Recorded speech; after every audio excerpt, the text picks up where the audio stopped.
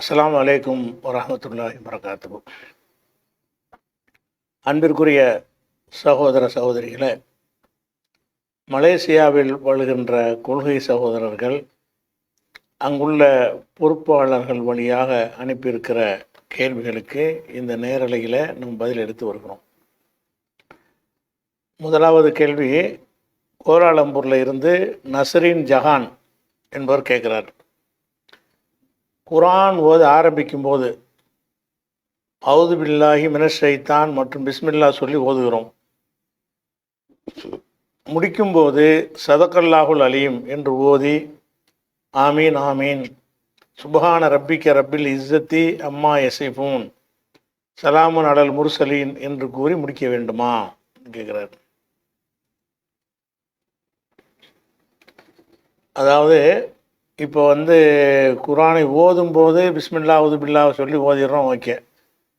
குர்ஆன் வசனத்தை ஓதி முடிக்கும்போது என்ன செய்கிறாங்கன்னு கேட்டால் சதகல்லாஹு என்று சொல்லி சதகல்லாஹுல் அலீம் என்று சொல்லி தான் அந்த வார்த்தையை பயன்படுத்தணும் என்கிற நம்பிக்கை மக்கள் மத்தியில் ஜாஸ்தியாக இருக்கிறது. ஒரு வசனத்தையே நான் சொல்கிறேன்னு வைங்களேன், கால் அல்லாஹு தாலான்னு சொல்லிவிட்டு குல் ஹுவல்லா அஹது அல்லாஹு சமதுன்னு சொல்லிட்டு சதகல்லாஹுல் அலீம் அப்படின்னு சொல்கிறாங்க. ஒரு சின்ன வசனத்தை ஓதினாலும், ஒரு சூறா ஓதினாலும், ஒரு ஜுசுவை உட்கார்ந்து ஓதி முடித்தாலும், முழு குர்ஆனை ஓதி முடிப்பதாக இருந்தாலும் அதனுடைய நிறைவுல என்ன செய்கிறாங்கன்னா சதகல்லாஹுல் அலீம் என்று சொல்கிறார்கள். மொத்த குர்ஆனை ஓதுவதற்கு பெரிய சதகல்லான்னு சொல்லி பெரிய துவாவே இருக்கிறது. அதை குர்ஆனில் வேறு பிரிண்ட் பண்ணி வச்சுருக்காங்க. அது ஒரு 2-3 சூறா அளவுக்கு உள்ள சில வார்த்தைகளை குர்ஆனை முடிக்கிற துவான்னு வச்சுருக்கிறாங்க. இப்போ கேட்ட கேள்விக்கு மட்டும் வரும். இந்த சதகல்லாஹுல் அலீம்னு சொல்கிறாங்கல்ல, இந்த சதகல்லாஹுல் அலீம் என்று சொல்லக்கூடிய ஒரு விஷயம் ரசூலுல்லாஹ்வுடைய வாழ்க்கையில் ஒரு தடவை கூட அவங்க சொன்னது கிடையாது. அல்லாஹ் சொல்கிறான் என்று சொல்லிவிட்டு சதகல்லான்னு அல்லாஹ் உண்மை சொன்னான்னு அர்த்தம். சதகல்லாவுக்கு என்ன அர்த்தம்னு கேட்டால் அல்லாஹ் உண்மையே சொல்லியிருக்கிறான். இதை போய் நீ சொல்ல தேவையில்லை, உண்மை சொல்ல போய் தான் எடுத்து காட்டுறோம். அல்லாஹ்வுடைய ஒரு வசனத்தை சொல்ல வேண்டியது முடிக்கும்போது சதகல்லாஹுல் அலீம், அல்லாஹ் கண்ணியமிக்கு அல்லாஹ் உண்மை சொல்லிவிட்டான் அப்படின்னு சொல்லி ஒவ்வொரு வசனத்தை பயன்படுத்தும் பொழுதும் இந்த வார்த்தையை பயன்படுத்துகிறாங்க. இப்படி பயன்படுத்த வேண்டும் என்று சொல்லி குர்ஆனில் இருக்குதான்னு கேட்டால் குர்ஆனில் இல்லை. இப்படி பயன்படுத்த வேண்டும் என்று சொல்லி ரசூல் ஸல்லல்லாஹு அலைஹி வஸல்லம் சொல்லியிருக்கிறாங்களான்னா அப்படின்னு சொல்லலை. ரசூலுல்லா செஞ்சாவது இருக்கிறாங்களா? ஏதாவது ஒரு வசனத்தை ஓதும் பொழுது அது ஓதி முடித்த உடனே சதகல்லாஹுல் அலீம் என்று சொல்லியிருக்கிறாங்களான்னா சொல்லலை. ஆனால் எல்லா மௌலவிமார்களுடைய பயான்கள்லையும் குர்ஆன் வசனத்தை சொல்லும் பொழுதெல்லாம் இந்த வாசகத்தை சேர்த்து சொல்கிறாங்க. இதை சஹாபாக்கள் செஞ்சதுக்கு ஆதாரம் கிடையாது, தாபீன்கள் செஞ்சதுக்கு ஆதாரம் கிடையாது. இதெல்லாம் பிற்காலத்தில் உள்ளவர்களாக என்ன செஞ்சுக்கிட்டது உண்டாகிக்கிட்ட ஒரு விஷயம். அப்போ அல்லாஹ்வுடைய வசனத்தை முடிக்கும்போது வசனத்தை முடித்து வைத்தல்னு என்ன இருக்குது? ஓதிட்டா முடிஞ்சு போச்சு, அவ்வளோதான. முடித்து வைத்தல், குல்ஹொல்லா அல்லாஹ் சொல்லுகிறான், குல்ஹொல்லா அகது என்று சொல்லுகிறான், அதோடு முடிச்சிட வேண்டியதானே. குல்ஹொல்லா அகதுன்னு சொல்லிவிட்டு சதகல்லாஹுல் அலீம், அல்லாஹ் சரியாக தான் சொல்லி சர்டிஃபிகேட் கொடுக்குறான். சதகல்லாஹுல் அலீம், அல்லாஹ் உண்மையைத்தான் சொல்லியிருக்கிறான்னு சொல்லி அப்படி வருது. இதனுடைய கருத்து சரியா தவறா என்பதெல்லாம் கடந்து ஒரு இபாதத்துங்கிற முறையில், ஒரு சுன்னத்துங்கிற முறையில் ஒன்றை செய்வதாக இருந்தால் அல்லாஹோ ரசூலோ அனுமதித்து அங்கீகரித்தது தானே செய்யணும். இந்த சதகல்லாங்கிறது இவ்வளோ ஒரு முக்கியமான ஒரு விஷயமா இருந்தால் எந்த குர்ஆன் வசனத்தை ஓதும் போதாவது ரசூல் ஸல்லல்லாஹு அலைஹி வஸல்லம் இதை பயன்படுத்தினது ஆதாரம் காட்டுங்க பார்ப்போம். இருக்காது, கிடையாது. அப்போ நபிகள் நாயகம் ஸல்லல்லாஹு அலைஹி வஸல்லம் அவர்கள் எத்தனை சூறாக்களை தொழுகைக்கு வெளியில் ஓதி இருக்கிறார்கள். ஓதி முடித்த உடனே சதகல்லாஹுல் அலீம் என்று சொன்னதே கிடையாது. இது சொல்வது அனைவரும் சொல்லணும் சுன்னத்துங்கிற அளவில் இது விடும் என்று சொன்னால் இது ஒரு பிதத், இது ஒரு வழிகேடு. மார்க்கத்தில் இல்லாத ஒன்று அவன் எவனோ ஒருத்தன் உண்டாக்கி சொல்லுவான். அதை நீங்கள் எல்லோரும் ஒரு வணக்கமாக்குனீங்கன்னா அது பிதத் தானே. இது எவனோ ஒருத்தன் உண்டாக்கி இருக்கிறான், எவனோ ஸ்டார்டிங்கில் ஒருத்தன் தானே உண்டாக்கியிருப்பான். இந்த வசனத்தை ஓதி விட்டு சதகல்லாஹுல் அலீம்னு ஆரம்பிச்சிருப்பான். அதை பார்த்துட்டு இன்னொருத்தன் அது எங்கடா நீ எடுத்தேன்னு அன்றைக்கி கேட்டிருந்தா தொடர்ந்து இருக்காது. ஆதாரம் கேட்குற வழக்கம் இல்லாததுனால அப்படியே இன்றைக்கி உள்ள நிலைமை என்னென்னு கேட்டால் எல்லா ஊரில் எல்லா நாடுகள்லையும் உள்ள உலமாக்கள் இதை கடைப்பிடிக்கிறாங்க. இந்த சவுதியில் உள்ள உலமாக்கள் தான் அதை கடைப்பிடிக்கிறது இல்லை, பிதத்துன்னு சொல்லி கொண்டிருக்கிறார்கள்.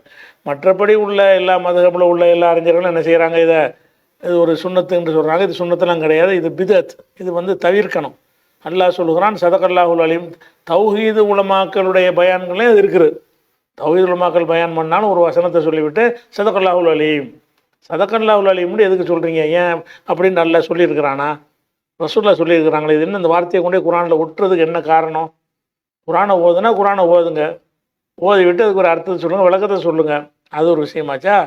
அடுத்தது என்னென்னு கேட்டால், இன்னொரு முக்கியமான விஷயம் என்னென்னு கேட்டால், சதகல்லாஹுல் அலீம் நிப்பாட்டுறது மட்டும் இல்லாமல் சுபஹான ரப்பிக்க ரப்பில் இஸ்ஸத்தி அம்மா யசிஃபூன் அப்படிங்கிற வார்த்தையை துவாக்களை முடிக்கும் போது இதை சொல்கிறார்கள்.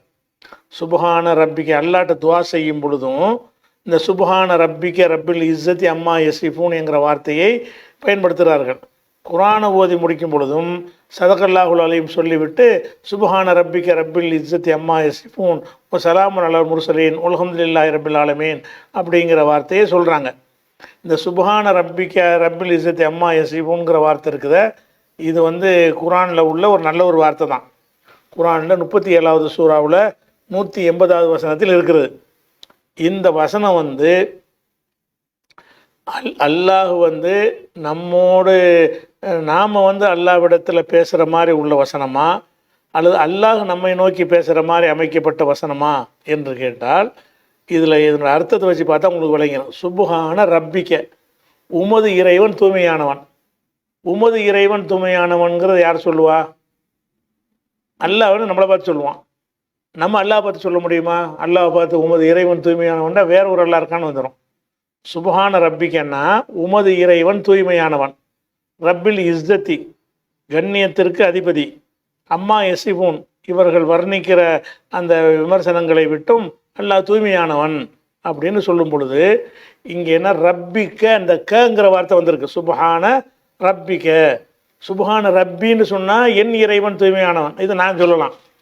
அல்லாஹ்வை பார்த்து சுபஹான ரப்பிக்கன்னு சொல்லலாமா? உனது இறைவன் தூய்மையானவன், உமது இறைவன் தூய்மையானவன் என்று அல்லாஹ் நம்மளுக்கு சொல்கிறான்.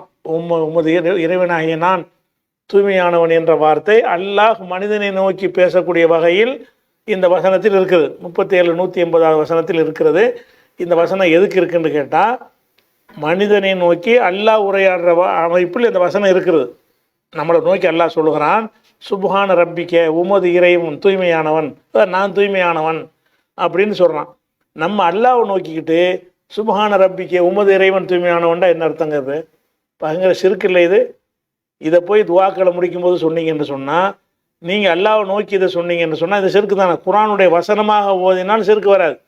சுபஹான ரப்பிக்க ரப்பில் இஸ்ஸத்தி அம்மா யசிஃபூன் ஒரு வசனத்தை ஓதுகிறோம். ஃபிரௌனோட ஃபிரௌன் அனரப்புக்கும் ஆளான்னு சொன்னால் கூட அது குரானுடைய நன்மை கிடைச்சிடும். ஃபிரௌன் சொன்னது தான் சொல்கிறோம். ஆனால் அல்லாஹ்வுடைய வசனம்னு ஓதுவதுங்கிற கருத்து வேறு. நீங்கள் செயல்படுவோம் எப்படி கொடுக்குறீங்க என்று கேட்டால், இந்த வசனத்தை சொல்லி தான் எல்லா ஆலிம்களும் துவாவை முடிக்கிறாங்க. துவா ஓதி முடிக்கும்போது சலாம் கூட்டு துவா ஓதுறாங்கல்ல, அதை முடிக்கும்போது என்ன செய்கிறாங்கன்னா, சுபஹான ரப்பிக்க ரப்பில் இஸ்ஸத்தி அம்மா யசிஃபூன், இறைவா உனக்கு ஒரு இறைவன் இருக்கிறான், அவன் தூய்மையானவன் சொல்கிறாங்க. அது அல்லாவுக்கு மேலே ஒரு அல்லாஹ் இருக்காங்கிறாங்க. சுபஹான ரப்பிக்க துவாங்கிறது அல்லாஹ்வை நோக்கி பேசுகிறது தானே. அல்லாஹ்வை நோக்கி பேசுகிறதா இருந்தால் இறைவான்னு பேசிட்டீங்க. இறைவான்னு பேசிட்டு உனது இறைவன்ட்டு பேசலாமா? எனது இறைவன்ட்டு பேசலாம். சுபஹான ரப்பினா எங்கள் இறைவன் தூய்மையானவன் பேசலாம். என் இறைவன் தூய்மையானவன், எங்கள் இறைவன் தூய்மையானவன், நமது இறைவன் தூய்மையானவன் அப்படின்னு சொல்லி பேசினால் நம்ம பேச்சு ஆயிரும். உனது இறைவன் தூய்மையானவன் அல்லாஹ்வை நோக்கிய பேசுனீங்கன்னா அப்போ இந்த துவா பயங்கர ஷிர்க், விளங்காமல் ஓதி கொண்டிருக்கிறார்கள். இதை குரான் வசனமாக நீங்கள் ஓதலாம், இது துவாவாக அல்லாஹ்வை நோக்கி நீங்கள் பேசுனீங்க என்று சொன்னால் அர்த்தம் என்னவாகுது? சுபஹான ரப்பிக்க இறைவா உனக்கு ஒரு இறைவன் இருக்கான்ல, அவன் தூய்மையானவன்.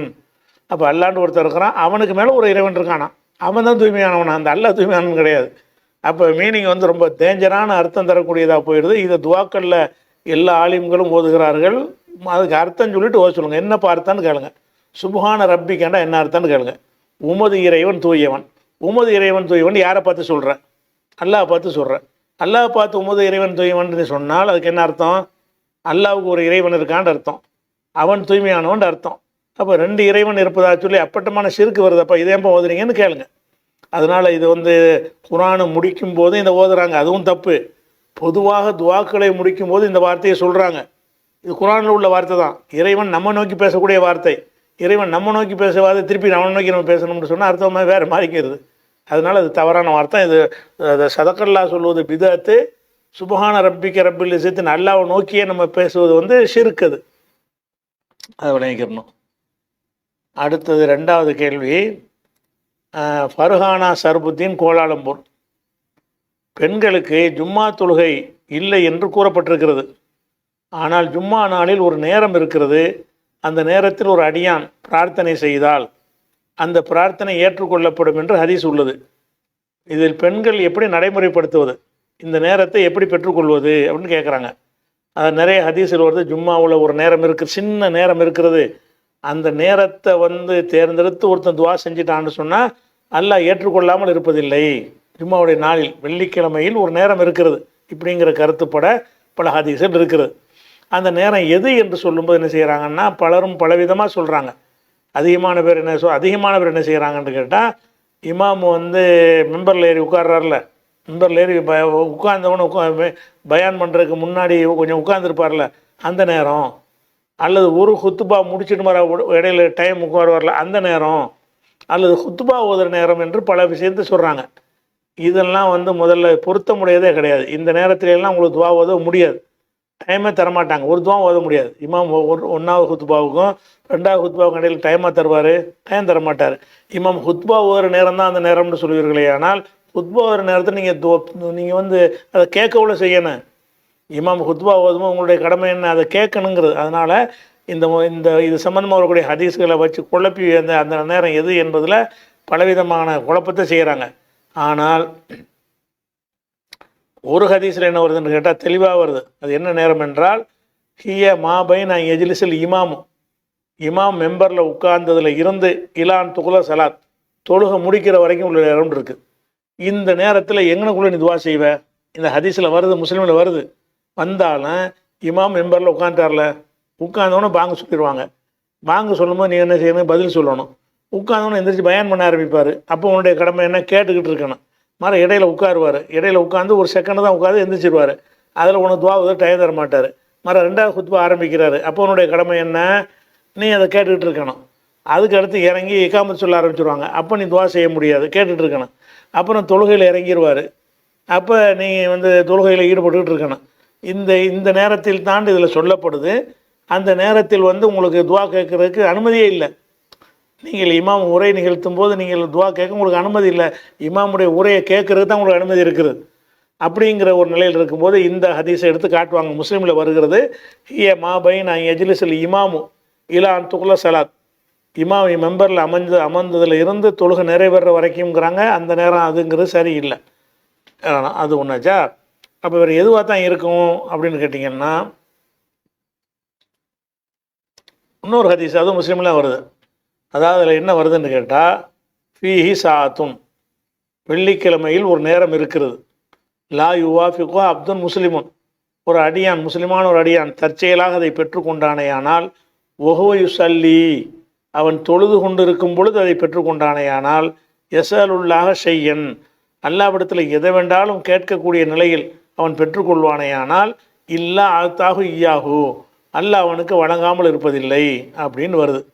அப்போ இந்த ஹதீஸில் என்ன வருதுன்னு கேட்டால், அந்த நேரம் என்பது தொழுகையில் இருக்கிற ஒரு நேரம் தான். அது அந்த துவாவை எங்கே செய்யணும்னு வருது, ஓஹு சல்லி எசலுல்லாக செய்யா, அல்லாவிடத்தில் பிரார்த்தனை செய்தவனாக தொழுது கொண்டிருப்பானே, அந்த தொழுகையில் அந்த நேரத்தை அவன் அடைந்தானேயானால் அல்லாஹ் கொடுக்காமல் இருப்பதில்லைன்னு வருது.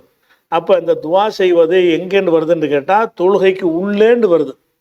அந்த வாசகம் எப்படி வருது, ஃபீஹி சாத்துன் லா யுவாஃபிகுஹா அப்துன் முஸ்லிமுன், முஸ்லிமான ஒரு அடியான் அந்த நேரத்தை அடைவான். அதனால் எப்படி அடைய வேண்டும், ஒவ்வொரு சல்லி, தொழுது கொண்டிருக்கும் நிலையில் அந்த நேரத்தை அடைய வேண்டும். எஸ்அலுல்லாஹ ஷையா, தொழுகையில் இருந்து அதை கேட்கக்கூடியவனாக அமைய வேண்டும். இப்படி இருந்தால் அல்லாஹ் அதை கொடுக்காமல் இருப்பதில்லை அப்படின்னு வருது. அப்போ வெள்ளிக்கிழமையில் வந்து வெள்ளிக்கிழமையில் ஒரு நேரம் இருக்கிறது. அந்த நேரத்தில் நீங்கள் தொழுகையில் இருந்து கொண்டு துவா செய்யணும்னு வருது. அப்போ தொழுகையில் இருந்து துவா செய்ய விரும்பியதெல்லாம் துவா செய்கிறது என்பது எங்கே தான் வரும், அத்தஹியாத்தெல்லாம் கேட்கலாம். தொழுகைக்கு உள்ளே துவா செய்தல் எங்கே வருது, அத்தஹியாத்து முடிஞ்ச உடனே விரும்பின துவாவையெல்லாம் கேட்கலாம்.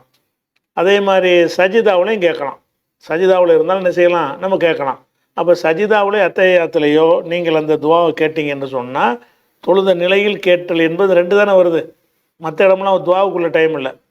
அவர் தொழுகையில் இருக்கும்போது அவர் இமாம் போதுன்னா நீங்கள் கேட்டுட்டு இருப்பீங்க. அவர் ருக்கு செஞ்சால் நீங்கள் ருக்கு செய்வீங்க. அவர் சைதா பண்ணால் சைதா பண்ணுவீங்க. அத்தஹியாத்தில் உட்காந்து அத்தஹியாத்தில் ஓத வேண்டிய ஓதுவீங்க. ஓதி முடித்த பிறகு கொஞ்சம் நேரத்துக்கு உங்களுக்கு அனுமதி இருக்கிறது. என்ன அனுமதி? வேண்டியதை கேட்டுக்க. அப்போ வேண்டியதை கேட்டுக்க என்று சொல்வது அத்தஹியாத்தில் தொழுகையில் அத்தஹியாத்தில் இருந்து கேட்க வேண்டியதான் அந்த நேரம்னு தெளிவாக வருது. இந்த ஹதீஸில் இருந்து விளங்குறது. அந்த ஹதீஸு தொழுகைக்கு வெளியே இல்லை, இமாம் மெம்பரில் உட்காரும்போது இல்லை, பாங்கு சொல்லும்போது இல்லை, உரை நிகழ்த்தும் போது இல்லை. ஏன்னா தொழுது கொண்டு இருக்கும்போது தான் அந்த நேரத்தை நீங்கள் அடையணும்னா தொழுகைக்கு உள்ளே தான் அந்த துவா செய்யணும்னு வந்துச்சு. அப்போ நீங்கள் என்ன செய்யலான்னு கேட்டால், வெள்ளிக்கிழமை ஜும்மா கிடைத்தவர்கள் ஜும்மாவில் தொழுதுகிட்டு இருக்கும்போது என்ன செய்யுங்க, அந்த அதில் அது ஓதுங்க. அல்லது ஜும்மாவுக்கு போகாமல் பெண்களாக இருந்தீங்க, பிரயாணிகளாக இருந்தீங்கன்னு சொன்னால் லொஹர் தொழுவீங்கல்ல, லொஹரில் கேளுங்க. அந்த நாளில் தான் இருக்குங்கிறாங்க, ஜும்மா தொழுகையில் இருக்குன்னு சொல்லவில்லை, அந்த நாளில் தான் இருக்கிறது. அந்த நாளில் ஜும்மா கடமையானவர்கள் ஜும்மாவில் கேட்பார்கள், ஜும்மா கடமையாக இல்லாதவங்க லொஹரில் கேட்பீங்க. உங்களுக்கு அதில் வரக்கூடிய வாசகம் என்னென்னு கேட்டால், ஃபீஹி சாத்துன், அந்த நாளில் ஒரு நேரம் இருக்கிறது, அந்த நாளில் ஒரு நேரம் இருக்குதுன்னு சொன்னாங்களே தவிர ஜும்மா தொழுகையில் தான் அது இருக்குதுன்னு சொல்லவே இல்லை. அதனால் ஜும்மாவுடைய நாளில் ஒரு நேரம் இருக்குது என்று சொன்னால் அது ஜும்மா தொழுகக்கூடியவர்கள் ஜும்மாவில் கேட்டுக்கொள்வார்கள். ஜும்மா இல்லாத பெண்களாக இருந்தீங்கன்னு சொன்னால் உங்களுக்கு இயலும்னா ஜும்மாவுக்கு போனீங்கன்னா நீங்கள் அதில் நீங்களும் கேட்டுக்கலாம். ஜும்மாவுக்கு நீங்கள் போகலை என்று சொன்னால் லொஹர் தொழுதிங்க என்று சொன்னால் அந்த லொஹர் தொழுகையில் அத்தஹியாத்தில் என்ன செய்யுங்க, வேணுங்கிறத கேளுங்க. அது அந்த நேரம் அந்த நேரத்தை அந்த அல்லாஹ் அந்த ஏற்றுக்கொள்ளக்கூடிய நேரம் அடைஞ்சிருச்சின்னு சொன்னால் கண்டிப்பாக அல்லாஹ் ஏற்றுக்கிறவான்னு தான் அதை புரிஞ்சுக்கணும். இது பற்றி தனியாக ஆர்டிக்கல் போட்டிருக்கிறோம், அதை பார்த்துக்கிறோங்க. 3வது கேள்வி, சாகுல்ல மீது கோலாலம்பூர். தொழுகையில் இமாம் ஜமாத் நடத்தி கொண்டிருக்கும் பொழுது வரிசையை எவ்வாறு சரி செய்வது?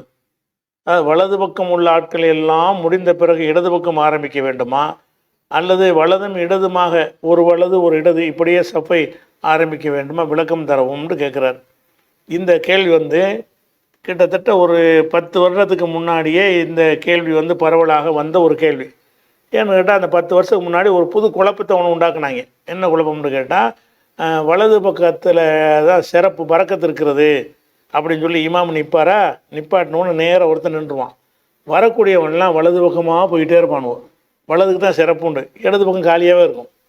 வலது பக்கம் முடிகிற வரைக்கும், வலது பக்கம் நிறைவாகிற வரைக்கும் இடது பக்கத்தில் ஒருத்தன் நிற்க மாட்டான். இங்கிலீஷில் எல் இருக்குல்ல, எல் அந்த மாதிரி எல் மாதிரி தான் இருக்கும். இமாமுலேருந்து ஒரு கோடு போட்டோம்னா இப்படி இப்படி, நம்ம டானா மாதிரி தமிழில் டானா இருக்குல்ல, அப்படி போட்டு டானா, இந்த மாதிரி தான் சப்புகள் ஆரம்பிச்சிட்டாங்க சில பள்ளிகளில் 10 வருஷத்துக்கு முன்னாடி. யார் ஆரம்பித்தான்னா தௌஹீதுன்னு சொல்லக்கூடிய ஆளுக்கு தான். அந்த அறகுறையாக விளங்கிட்டது வலது பக்கத்துக்கு சிறப்பு இருக்குது அப்படின்னு சொல்லி. அப்போ இந்த கேள்வி அப்போவே இது ஒரு மடமைன்னு விலைக்கு நின்றுச்சது. அந்த அந்த அந்த தன்மையில் பல பள்ளிகள் அப்படி செஞ்சாங்க. அதுக்கு பிறகு இந்த விளக்கத்துக்கு பிறகு அந்த நிலைமை இப்போ இல்லை. எந்த பள்ளியிலையுமே அந்த எல் செஃப் கிடையாது, வழங்குதா? எல் செஃப் இல்லாமல் டீ மாதிரி தான். டீ மாதிரி இப்படி டீனா தலை உப்புற டீ இப்படி போட்டு இப்படி வர்றது, அந்த மாதிரி தான் சஃப் நிற்கணுங்கிறது இன்றைக்கி வந்துட்டாங்க. அதனால் உங்களுக்கு இதை புதுசாக சொல்வதை விட அன்னைக்கு 10 வருஷத்துக்கு முன்னாடி நம்ம சொன்ன அந்த பதிலையே உங்களுக்கு இப்போ இணைச்சி போடுறோம். அதுலேயே போதுமான விளக்கம் இருக்குது. இது இப்போ பழைய விஷயம். இப்போ புதுசாக மலேசியாவில் யாராவது கிளப்பியிருக்காங்கன்னு நினைக்கிறேன். அதாவது வலது பக்கம் தான் சிறந்ததுன்னு நினைத்து கொண்டு இந்த எல் கூட்டம், இந்த எல் கூட்டம் மாதிரி வருதுன்னு சொன்னால் அதை விளக்க வேண்டி இருக்கிறது. அதை அந்த பழைய வீடியோவில் உங்களுக்கு தந்துடுறோம், பார்த்துக்கிறோங்க. அஸ்ஸலாமு அலைக்கும் வரஹ்மத்துல்லாஹி வபரகாத்துஹு. என் பேர் பீமா. சஃப்ல தொழும் போது வலது பக்கம் பூஜை செஞ்சுட்டா இடது பக்கம் நிக்கணுமா? இதுக்குதான் இப்ப சமீப காலத்துல சில பேர் குழப்பிய காரணத்தினால் இந்த கேள்வி பரவலாக இப்ப எழுப்பப்படுகிறது. என்னன்னு சொன்னா, இப்ப பள்ளிவாசல்ல ஜமாத்தாக நம்ம தொழுகிறோம்.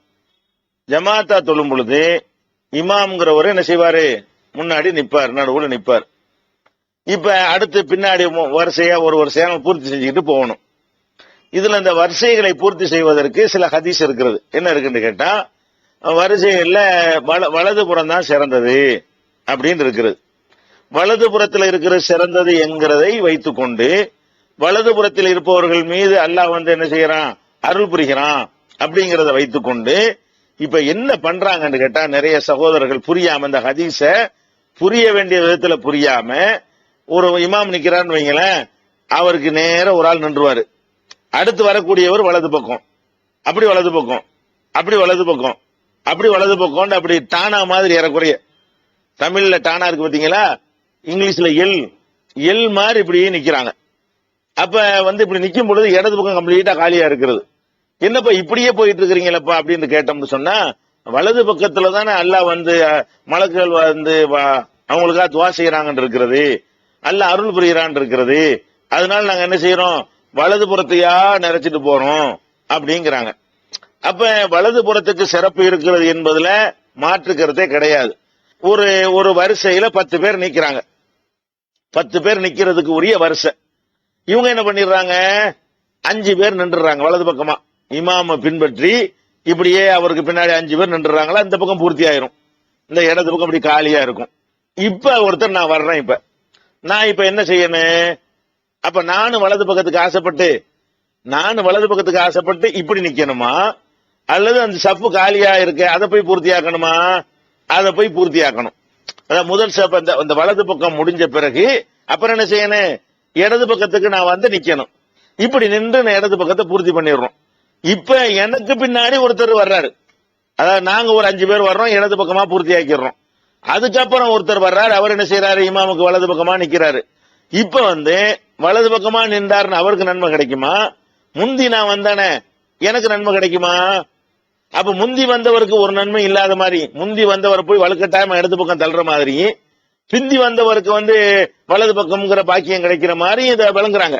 இவங்க விளங்குறபடி பார்த்தா என்ன செய்யும் கேட்டா, முதல் வரிசையில இடது பக்கம் நிக்கிறான அவனை விட 2வது வரிசையில வலது பக்கம் நிக்கிறான அவன் சிறந்தவன். ஏன் சிறந்தவன், அதுக்குதான் நல்ல அருள் புரிகிறான் அப்படின்ற மாதிரி இந்த ஹதீஸ் புரிகிறாங்க. அப்படி கிடையாது. எப்படி புரியணும், வலது இடது என்பது வந்து கம்பேர் பண்றதா வலது இடது. எப்படி கம்பேர் பண்றது, இமாம் நிக்கிறாரா, அது சென்டர் பாயிண்ட், ஒருத்தர் இந்த பக்கம் சமமா இடம் காலியா இருக்கிறது. அப்ப இந்த சமமா காலியா இருக்கும் பொழுது வலது சிறந்தது, முடிஞ்சிருச்சா? அதுக்கப்புறம் வந்தால் அதுக்கு அடுத்த இடம் இந்த இமாமுக்கு நேரம் உள்ள இடம். இதுல இமாமுக்கு எது நெருக்கம், இது 2 சமமானது கிடையாது. இது இமாமுல இருந்து 2 படி தாண்டியது, இது இமாமுல இருந்து 1 படி தாண்டியது. இந்த 1 படி தாண்டியதை போய் நீங்க நிறைச்சாதான் முன் வரிசையை நிறைச்சிங்க, முந்தி வந்தீங்கன்னு அர்த்தமாகும். அப்படி நிறைத்த அப்பதான் கம்பை ஒப்பிட்டு பார்க்க முடியும். அப்ப வலது இடத்தை எப்ப ஒப்பிட்டு பார்க்கணும்னு சொன்னா, அந்த 2 இடமும் சமமானு பார்க்கணும். இமாம் இப்படி நேரம் நிக்கிறாரு, இப்படி ஒருத்தன் நிக்கிறான், நான் 3வது வர்றேன்னா வலது பக்கம் போய் சேர்ந்துக்கிறேன். 4வது வர்றவன் வந்து இடது பக்கம் சேர்ந்தாதான் சீரா இருக்கும். சவ்வு சுஃபூஃப, சஃபுகளை சீராக்குங்கள் இருக்கிறது. இதை யாராச்சும் சீரும்பானா, இது உலகத்துல யாராச்சும் இது வந்து சீருன்னு சொல்லுவானா? இப்படி வரிசையா நிக்க வேண்டிய ஒரு இடத்துல ஒரு ஆள் நிக்க இப்படியே தானா மாதிரி ஒரு பக்கமா நின்றுகிட்டு இருந்தா, ஆஹா எவ்வளவு சீராக இவர்கள் நிக்கிறார்கள் யாராவது சொல்லுவானா? சீரா நீ சொல்லுவோம், முக்கோணம் வந்தா தான் சீர்னு சொல்லுவோம். சீர் எப்ப சொல்லணும், இமாம் அங்க இப்படி ஒரு கோடு போட்டா நேரா சேரணும். அப்பதான் அது என்ன இருக்கு, வரிசைகள்ல சீர் என்று சொல்லப்படும். அப்ப சவ்வுங்கிறாங்களே ரசூல் ஸல்லல்லாஹு அலைஹி வஸல்லம், இஅ்ததிலுங்கிறாங்களே சபை நேராக்குங்கள், இதுக்கு பேர் நேரா? இது நேர் கிடையாது. அப்ப மாத்தி நிக்கணும். எப்படி நிக்கணும், ஒரு பக்கம் வலது ஒரு இடது, ஒரு வலது ஒரு இடது, ஒரு வலதும் ஒரு இடதும் இருக்குமே. இன்னும் சொல்றேன், இப்படி இருக்குன்னு வைங்க, இந்த வலது பக்கத்துக்கு இவங்க சொல்ற மாதிரிதான் அர்த்தம்னு வைத்துக் கொண்டால் எல்லாருக்கும் இந்த வலது கிடைக்கிற மாதிரி ரசூலுல்லாஹ் ஒரு சட்டத்தை அழகா செஞ்சுட்டு போயிருக்கலாம். எப்படி, நடுவுல இமாமா நிப்பாட்டுறதுக்கு பதிலா நல்ல இடது மூலையில கொண்டு நிப்பாட்டிட வேண்டியது. இமாம் எங்க நிக்கணும், இடது பக்கத்துல ஓரம் தள்ளிட்டீங்கன்னு சொன்னா வர்ற எல்லாரும் வலதாவே நிப்பாங்க, இமாமுக்கு இடதுக்கே இடம் இருக்காது. அப்படி மார்க்கம் அப்படி ஆக்கிருக்கலாம்ல, அது எல்லாருக்கும் அந்த வலது பாக்கியம் கிடைச்சிருக்குமா இல்லையா? அப்ப இந்த இடத்த கம்ப்ளீட்டா காலியா போட்டு சில பள்ளியில போய் பார்த்தா வேற ஆளுக்கு தௌஹீத் சகோதரர்கள் தான், மத்தவன் சிந்திக்கல, தௌஹீதுல உள்ள ஆளுக்கு தான் என்ன செய்யறாங்க, ஹதீஸை விளங்குறவங்கிற பேர்ல இப்படி யாராவது சொல்லி கொடுக்க, ஆஹா ஆமா வலது பக்கத்தை நிறைக்க போறோம்னு சொல்லிட்டு பள்ளி வாசல் வந்து கந்தர்வ கோலம்ங்கிறாங்களே அந்த மாதிரி ஆக்கி வச்சுட்டு என்ன செய்யறாங்க, பாக்குறதுக்கு ஒரு சப்பு மாதிரியோ ஒரு வரிசை மாதிரியோ ஒரு ஒழுங்கான ஒரு சிஸ்டமேட்டிக் மாதிரி அது தெரியவே தெரியாது. அப்ப சப்ப சீராக்குங்கிறது இடைவெளியை அடங்கல் இருக்குல்ல, ஃபர்ஸ்ட் சப்புகளை சீராக்க சொல்றாங்க, இது சீரு கிடையாது. இடைவெளியை அடங்க, இடைவெளி அந்த இடைவெளியை அடைக்கிறதுங்கிறது என்ன, இடைவெளிங்கிறது எது, சரிக்கு சரியா இருந்தா தான் இடைவெளி. ஒரு ஆள் வலது பக்கம் நின்றாரா, இப்ப இடைவெளி என்பது இந்த இடது பக்கம் மட்டும்தான் இடைவெளி. அப்ப இடது பக்கம் ஒரு ஆள் நின்றாரா, அப்ப என்ன செய்யணும், வலது பக்கம் நிக்கணும். இப்ப வந்து இடைவெளி எது, இங்கிட்ட இடைவெளி கிடையாது, இங்கிட்டு தான் இடைவெளி இருக்கேன், இங்கிட்டு 2 இங்கிட்டு 1, வலது பக்கம் 2 பேர் நிக்கிறான், இந்த பக்கம் ஒருத்தன் நிக்கிறான், இன்னொன்னு போட்டாலும் அந்த இடைவெளி அடையும். அதுதான் இடைவெளிங்கிறது. இடைவெளியை நிறைக்கிறதுங்கிறது ஃபர்ஸ்ட். அதுக்கப்புறம் வலது. வலது இடதும் சம அந்தஸ்தில் இருக்குமையானால் அப்ப நீங்க வலதை தேர்ந்தெடுத்துக் கொள்ளணும். வலதை விட இடது முந்திய நிலையை இருக்குமையானால் அந்த முந்திய நிலைக்கு தான் நீங்க போகணுமே தவிர, முந்தியதுங்கிற அந்தஸ்து கிடைச்சிருமே தவிர, அவ வலது எனக்கு வேணுங்கிறதுக்காக வேண்டி எனக்கு செஞ்சிடக்கூடாது, வலது பக்கமா போயிடக்கூடாது. இப்படி வைக்கணும்னு வைங்களேன். நான் வர்றேன் எப்படி வர்றேன், இமாம் நிக்கிறாரு, இந்த இமாமுக்கு முதல் சப்புல வலது பக்கம் ஃபுல் ஆயிடுச்சு. நான் என்ன செய்யறேன், எனக்கு வலது எனக்கு வேணுமேன்னு சொல்லி வேணும்னு இடது பக்கத்தை அப்படி கம்ப்ளீட்டா விட்டுப்புட்டு 2வது வரிசையில இங்க நிக்கிறேன். அடுத்து வரணும்னு இப்படி நிக்கிறான். மொத்தமா என்ன செய்யறேன், பள்ளிவாசல பாத்தியில வீணா போயிடும். இப்படி எல்லாரும் இந்த முதல் வரிசையில இருக்கிற ஆளுக்கு பிடிக்கிற கிறுக்கு அடுத்தடுத்த வரிசையில வரனுக்கு பிடிச்சின்னு வைங்க. இப்ப என்ன ஆயிரும், எல்லாரும் இமாமுக்கு வலது பக்கமா நிப்பாங்க. அப்படின்னா என்ன ஆயிரும்னா, ஏன்டா அரை கிரவுண்ட்ல பள்ளிவாசல் கட்டினீங்க, நீங்க 4 கிரவுண்ட்ல கட்டிட்டு போகலாம், பாதியிட வீணா போகுதுல. அப்ப என்னன்னு வழங்குறாங்கன்னு பாருங்க ஹதீஸ. அதனால வலது பக்கத்தை நிறைக்கிறதுங்கிறதுக்கு அர்த்தம் இப்படி கிடையாது. என்ன அர்த்தம், அதாவது வலதுலையும் இடதுலையும் மாறி மாறி நிக்கணும், வலதும் இடதும் சமமா இருக்கும்போது அப்படி வச்சுக்கணும். இதுல ஒரு ஹதீஸ கூட ஆதாரம் காட்டுவாங்க. என்ன ஆதாரம் காட்டுவாங்க, அந்த இப்னு அப்பாஸ் ரசூலுல்லாஹ்வுடைய வீட்டுல படுத்து கிடக்கும் போது ரசூலுல்லாஹ் எந்திரிச்சு தொழுவாங்க, அவர் இடது பக்கம் நிப்பாரு, அப்படி சுத்திட்டு வலது பக்கம் நிப்பாட்டிக்கிருவாங்க, சமமா தான் நிப்பாட்டுவாங்க. அப்ப சமமா தானே நிப்பாட்டினாங்க அப்படின்னு சொல்றாங்க. ஒரு ஆளை நிப்பாட்டினா ஒரு பக்கம் தான் நிப்பாட்ட முடியும், ஒரு ஆளை 2 பாதையை பிரிச்சு அறுத்து 2 பாதையை வைக்க முடியும். இருந்தது ஒரு ஆள் இருந்தனால நினைஞ்சாங்க அவரை வலது பக்கம் நிப்பாட்டினாங்களே தவிர, அவங்க என்ன செய்யறாங்க, வலது பக்கம் நிப்பாட்டினாங்க பத்தியலா, எல்லாரும் வலது பக்கம் தான் நிக்கணும் இமாமுக்கு அப்படின்னு ஒரு அர்த்தம் எடுக்கிறாங்க. இது எந்த ஒரு சிந்தனையாளர்களும் இப்படி அர்த்தம் செய்யவே முடியாது. ஒரு மனிதருக்கு உள்ள சட்டமும் ஒன்றுக்கு மேற்பட்டவர்கள் உள்ள சட்டமும் ஒன்று கிடையாது. இப்னு மசூத் அவர்கள் என்ன செய்யறாங்க, ஒரு சபைக்கு வர்றாங்க, 2 பேர் தொழுவாம இருக்காங்க, மத்தவங்க எல்லாம் தொழுதுட்டாங்களான்னு கேட்கறாங்க. எல்லாரும் தொழுதாச்சுன்னு சொன்ன உடனே 2 பேரையும் கூப்பிட்டு என்ன செய்யறாங்கன்னா, ஒரு ஆள் முன்னாடி அவங்க நிக்கிறாங்க, ஒரு ஆள் வலது பக்கம் ஒரு ஆள் இடது பக்கமா நிப்பாட்டி வச்சு என்ன செய்யறாங்க, தொழுது விட்டு இதான் நபி வழி அப்படின்னு சொல்றாங்க.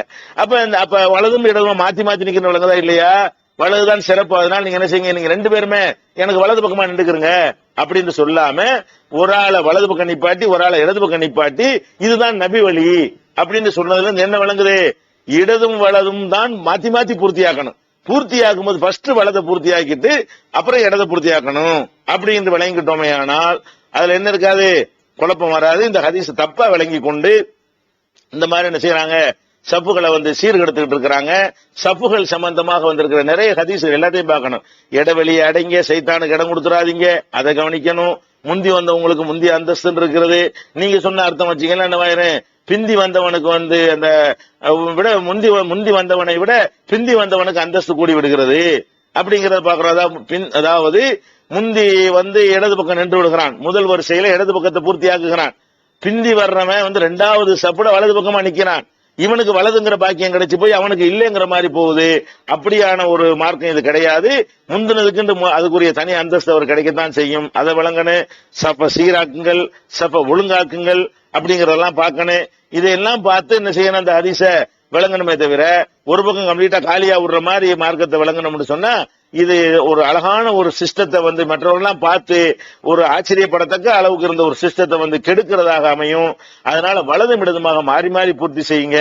வலது பக்கமா போய் நின்றுட்டு என்ன செய்யாதீங்க, ஒரு புதிய ஒரு முறையை உண்டாக்காதீங்க. அடுத்து இன்னொரு ஹதீஸ் இருக்கிறது. என்ன இருக்குன்னு கேட்டா, இப்னு அப்பாஸ், இது முஸ்லிம்ல வரக்கூடிய ஒரு ஹதீஸ், ஜாபிர் ரலியல்லாஹு அறிவிக்கிறாங்க.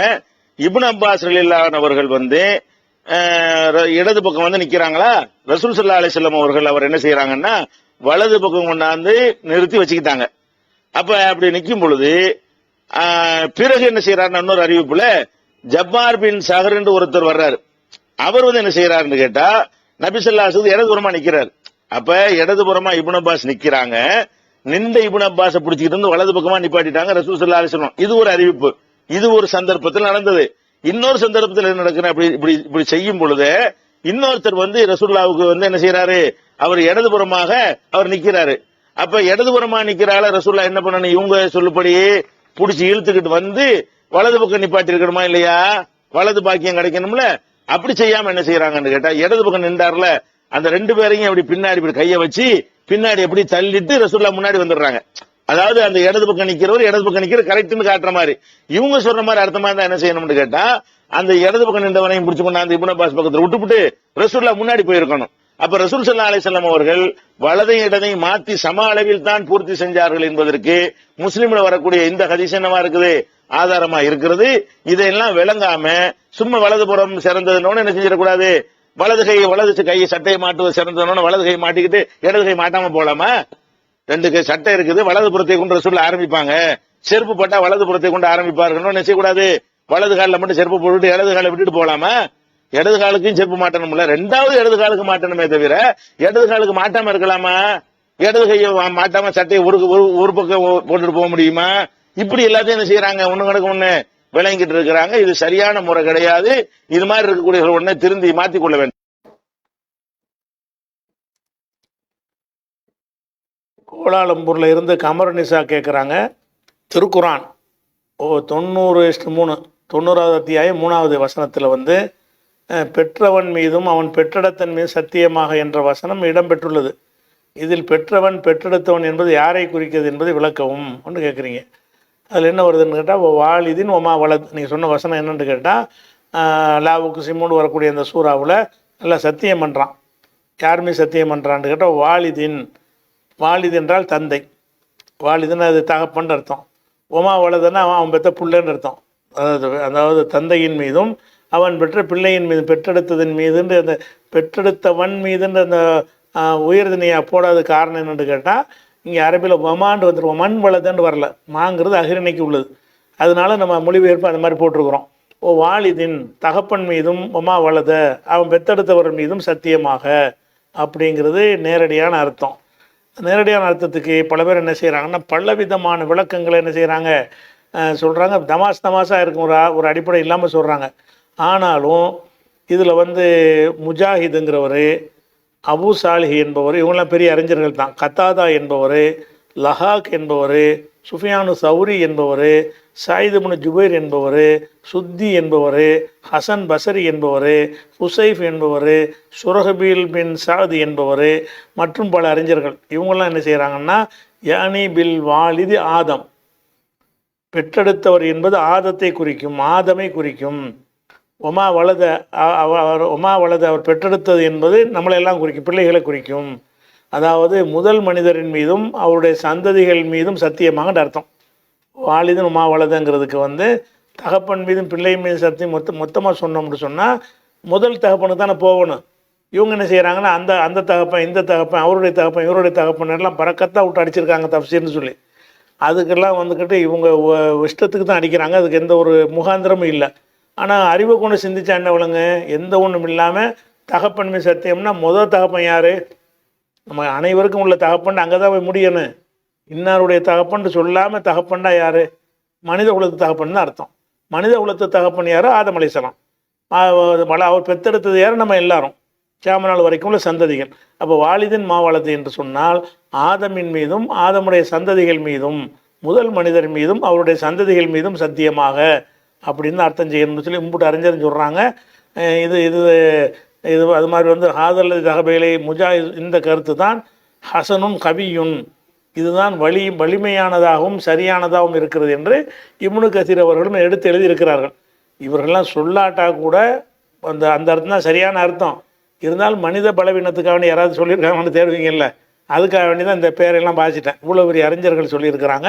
அதனால் வந்து வாலிது என்பது வந்து பெற்றவன் என்பது ஆதமை குறிக்கும், அவர் பெற்றவர்கள் என்பது வந்து அனைவரையும் குறிக்கும், மனித குலத்தை குறிக்கும். ஒரு விஷயமாச்சா. அடுத்தது வந்து மகாதீர் என்பவர் மலைசாலம் கேட்குறார், தொழுகையில் இமாம் உட்கார்ந்து தொழக்கூடியவராக இருந்தால் அவரை பின்பற்றி நாம் தொழும்போது நாமும் உட்கார்ந்து தொழ வேண்டுமா, நின்று தொழலாமான்னு கேட்குறார். அதாவது நம்ம இமாமா இருக்கிறவர் வந்து உட்கார்ந்துட்டார், அவருக்கு ஏழலை உட்கார்ந்துட்டார்.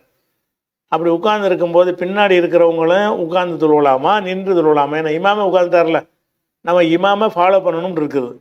அவர் ருக்கு செஞ்சால் நம்ம ருக்கு செய்கிறோம், அவர் சைதா செஞ்சால் சைதா செய்கிறோம்.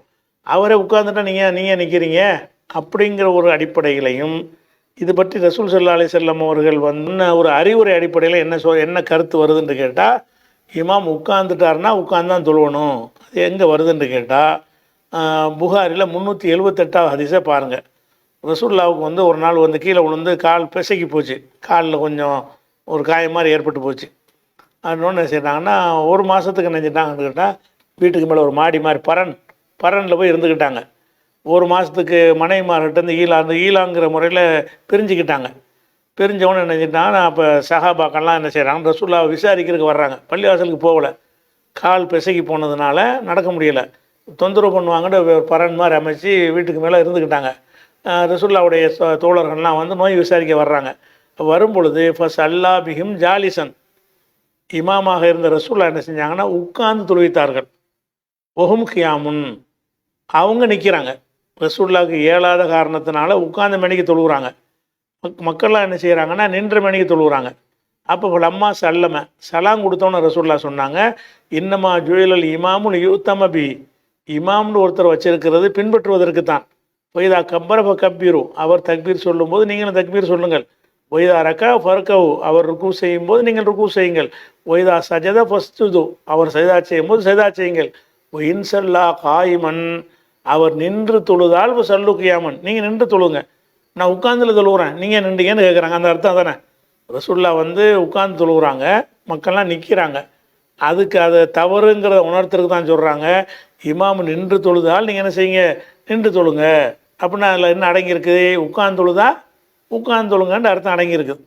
அப்போ அந்த அடிப்படையில் வச்சுக்கிட்டு இந்த ஹதீஸை வைத்து கொண்டும் இமாம் உட்கார்ந்துட்டார்னு சொன்னால் எல்லோரும் உட்கார்ந்துட வேண்டியதான் அப்படிங்கிறாங்க. ஆனால் இது வந்து ஒரு காலத்தில் இருந்திருக்குது. ரசூலுல்லாஹ் செஞ்சுருக்காங்கன்னு வருதில்ல, ரசூலுல்லாஹ் அறிவுரை சொல்லியிருக்கிறாங்கன்னு வருதில்ல. ஒரு காலத்தில் இந்த ஒரு சட்டம் இருந்திருக்கிறது. ஆனால் கடைசியில் இந்த நிலை மாறிவிட்டது. துவக்கத்தில் இந்த இருந்திருக்குனாலும் பின்னாடி என்ன செஞ்சு மாறிடுச்சு. அது புகாரி 713வது ஹதீஸில் என்ன வருதுன்னு கேட்டால், ரசூல் ஸல்லல்லாஹு அலைஹி வஸல்லம் அவர்கள் என்ன செய்கிறாங்க, ரொம்ப உடம்பு சரியில்லாமல் போயிடுறாங்க. அதாவது மரண நேரம், அந்த கடைசி நாள் இருக்கும்ல 5 நாள், அந்த கட்டத்தில் நடந்த சம்பவம். ரொம்ப ரசூலுல்லாஹ்வுக்கு ரொம்ப முடியாமல் போனவுடனே வந்து ரசூலுல்லாஹ் சொல்லிடுவாங்க, நீங்கள் அபூபக்கர் தொழுகை சொல்லுங்கள், எனக்கு வர இயலாது, தொழுகைக்கே வர முடியாத அளவுக்கு உடல்நிலை பாதிக்கப்பட்டுருச்சு. அப்போ ரசூலுல்லாஹ் சொல்லிடுவாங்க, முரு அபாபக்கரின் யுஸல்லிய பின்னாசி, அபூபக்கர் மக்களுக்கு தொழுவிக்கட்டும் அப்படின்ட்டுருவாங்க. அப்போ ஆயிஷா நாயகி அதை மறுப்பாங்க, அல்லாஹ்வுடைய தூதர், அபூபக்கர் ரொம்ப ஒரு பலவீனமான ஒரு ஆள், உங்கள் இடத்துல நின்றாருன்னா அவர் வந்து அழுதுருவார், அவர் சரி வர மாட்டார் அப்படின்னு சொன்னோம். உமரை சொல்லுங்கன்னு வந்து தகப்பனாருக்கு எதிராக மகள் பேசுவாங்க. அவர் உங்கள் இடத்துல போய் அவர் நிற்கிறதுக்கு அவர் தாங்காது, அவருக்கு உமரை சொல்லுங்கன்னு. அப்போ ரசூலுல்லாஹ் என்ன செய்வாங்கன்னா அதை கேட்காம அபூபக்கர் தொழுவிக்க சொல்லுங்கம்பாங்க. அது கடைசி வரைக்கும் அதே சொல்லுவாங்க. கடைசியில் வந்து தொழுவிச்சிருப்பாங்க.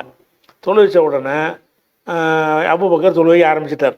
அபூபக்கர் இமாமாக இருந்து தொழுகை நடத்துகிறார். ரசூலுல்லாஹ் ஜமாத்துக்கு வரலன்னொடனே அவர் தொழுகை ஆரம்பிச்சிட்டாரா. ஆரம்பித்த உடனே ரசூலுல்லாஹ் பார்க்குறாங்க, கொஞ்சம் உடம்பு கொஞ்சம் ரிலீஃப் ஆன மாதிரி தெரியுது. முதல்ல போகக்கூடாதுன்ற அடிப்படையில் வச்சு தான் நீ தொழுவிச்சிக்கன்ட்டாங்க. அப்போ மக்கள்லாம் நிற்கிறாங்க. அபூபக்கர் தொழுகை ஆரம்பிச்சிட்டார். ஆரம்பித்த உடனே இப்போ லம்மா தஹல ஃபி ஸலாத்தி, தொழுகை ஆரம்பித்த உடனே வஜத ரசூலுல்லாஹி ஸல்லல்லாஹு அலைஹி வஸல்லம் ஃபி நஃப்ஸி ஹிஃபத்தன், ரசூலுல்லாஹ் தன்னுடைய உடம்புல கொஞ்சம் ஒரு ஆரோக்கியத்தை, கொஞ்சம் நோய் குறைவை காண்கிறார்கள். காணோன்னு என்ன செய்கிறாங்கன்னா உடனே எந்திரிச்சு இப்போ காம யுகாதா பைன ரஜுலைனி, 2 பேரை கூப்பிட விட்டு தோளில் கையை போட்டு பள்ளியாசல் கூப்பிட்டு போய் சொல்கிறாங்க.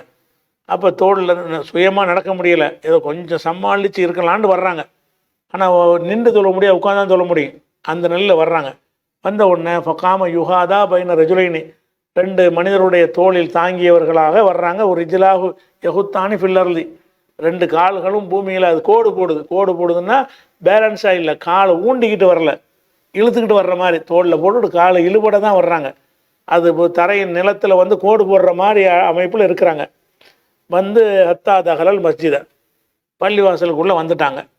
வந்த உடனே அபூபக்கர் வந்து ரசூலுல்லாஹ் வந்துட்டாங்க, இதெல்லாம் சலசலப்பு வந்துடும்ல, ரசூலுல்லாஹ் அப்படி வந்துட்டாங்கன்னா அப்படி பார்ப்பாங்க, சுசுந்து மாறியா ஒரு சலசலப்பு ஏற்பட்டுரும். அப்போ என்ன செய்கிறாருன்னா அபூபக்கர் விளங்கிட்டார், ரசூலுல்லாஹ் வந்துட்டாங்கன்றவுடனே தஹப அபூபக்கர் எத்தாஹர், அபூபக்கருடைய பின்வாங்கிறதுக்காக வர்றார். அப்போ ரசூலுல்லாஹ் என்ன செய்கிறாங்கன்னு கேட்டால் இப்படி கை காட்டி பின்வாங்க வேணாம், அங்கே நில்லு என்று சொல்லிவிட்டு ஜா ரசூலுல்லாஹி ஸல்லல்லாஹு அலைஹி வஸல்லம், ரசூலுல்லாஹ் வந்து ஹத்தா ஜலசன் யஸாரி அபூபக்கரின், அபூபக்கருடைய இடது பக்கத்தில் ரசூலுல்லாஹ் உட்கார்ந்து விட்டார்கள். அப்போ கான் அபூபக்கர் சொல்லி காயிமன், அபூபக்கர் நின்று மக்களுக்கு தொழுவிக்கிறார்.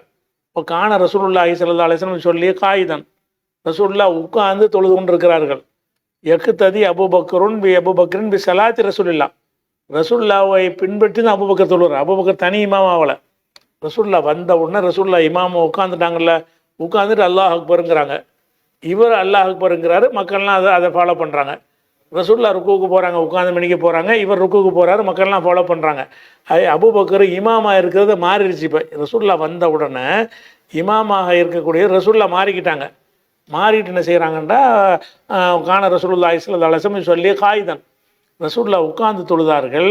எக்குத்ததி அபூபக்கரின் பி ஸலாத்தி ரசூலுல்லாஹி ஸல்லல்லாஹு அலைஹி வஸல்லம், அபூபக்கர் வந்து ரசூலுல்லாஹ்வுடைய தொழுகையை பின்பற்றி தொழுகிறார். அவர் அவர் அவர் தனி இமாமா இருக்கலை. அப்போ வந்து ஒன்னாசு முக்குத்ததோன்னு பி ஸலாத்தி அபூபக்கரின், மக்கள்லாம் அபூபக்கர் பின்பற்றாங்க. அவர் ரசூலுல்லாஹ்வை அபூபக்கர் பின்பற்றாரு, அபூபக்கரை மக்கள் பின்பற்றுறாங்கிற மாதிரி. அந்த ஏன்னா ரசூலுல்லாஹ்வுக்கு சத்தம் போட்டு தான் தக்பீர் சொல்ல முடியாது, 7வது நிலையில் வந்திருக்கிறாங்க. அல்லாஹ் வருவாங்க, இவர் வரையும் அல்லாஹ் வரும்பார், அதை கேட்டு மக்கள்லாம் செய்வாங்க. இந்த மாதிரி நடந்திருக்கு. இது கடைசி சம்பவம். இதுதான் ரசூல் ஸல்லல்லாஹு அலைஹி வஸல்லம் அவர்கள் கடைசியாக பள்ளிவாசலுக்கு வந்தது, கடைசி நாளில் நடந்தது. அவள் கடைசியாக வந்து எல்லாத்தையும் மாற்றிடும்ல. அப்போ இதில் என்ன செய்யணும்னா, ரசூலுல்லாஹ் உட்காந்தவொன்னு அபூபக்கர் உட்காந்துருக்கணும்ல. அப்படி சட்டம் இருக்குமே. ஆனால் ரசூலுல்லாஹ் ஏழாமல் உட்காந்தாங்கன்னா அபூபக்கர் உட்காந்துருக்கணும், அதை பார்த்து மக்கள் உட்காந்துருக்கணும். ஆனால் ரசூல் ஸல்லல்லாஹு அலைஹி வஸல்லம் உட்காடுறாங்க, அபூபக்கர் நிற்கிறார். அப்போ இதை ரசூலுல்லாஹ் அந்த நிலைமையை மாற்றிட்டாங்கன்னு விளங்குது. இமாம் உட்கார்ந்தாலும் வந்து பின்னாடி உள்ளவங்களுக்கு உட்கார்றது ஒரு தேவைக்கு தானே. உட்கார்தல் என்பது ஒரு இயலாமைக்கு கொடுத்த ஒரு சலுகை தானே. ஒரு ஆளுக்கு சலுகை கொடுத்து 50 பேருக்கு அந்த சலுகை எப்படி கிடைக்கும்? லாஜிக்காக பார்த்தாலும் சரியில்லை. இமாமுக்கு அவர் கால் வலிக்குது உட்காந்துருக்காரு, ஏன் கால் வலிக்காது நீயே உட்கார்ற? அப்படி ஒரு லாஜிக்கில் பார்த்தாலும் இமாமை உட்காந்துருக்கும்போது நம்மளும் உட்காரணும். இமாம் வந்து ஒரு அவசியத்துக்கு உட்காந்துருக்கிறாரு, எனக்கு அவசியம் இல்லை, எனக்கு நிற்க இயலும். உனக்கு ஏழும் என்றால் நின்று தொழு, ஏலாட்டி உட்காந்து தொழு, அதுக்கும் ஏலாட்டி படுத்து தொழுங்கிறாங்க. அப்போ ஏழுதல் இயலுமா அப்படிங்கிற அடிப்படையில் தான் இந்த சலுகை வழங்கப்பட்டிருக்கிறது. அதனால துவக்க காலத்தில் அந்த மாதிரி ஒன்று இருந்தாலும், இதுதான் கடைசி சம்பவமே. இஸ்லாமிய ரசூலுல்லாஹ் கலந்து கொண்ட கடைசி தொழுகை இதுதான். அந்த தொழுகையிலேயே உட்கார்ந்து தொழுபவருக்கு பின்பற்றி நின்று தொழுதார்கள் வருது, அதுதான் சட்டம். அதனால் இமாம் உட்கார்ந்தால் நிற்கத்தான் வேணும். அடுத்த கேள்வி அமீரா கோலாலம்பூர்லேருந்து கேட்குறாங்க. திருக்குரான் 58:2 58வது சூறாவில் 2வது வசனத்தில் மனைவியை தாய் என்று அழைக்கக்கூடாது என்று அல்லாஹ் கூறுகிறான். இதன் நோக்கம் தாய் இடத்தில் மனைவி வைக்கக்கூடாது என்பதா அல்லது வேறு காரணங்கள் இருப்பதா?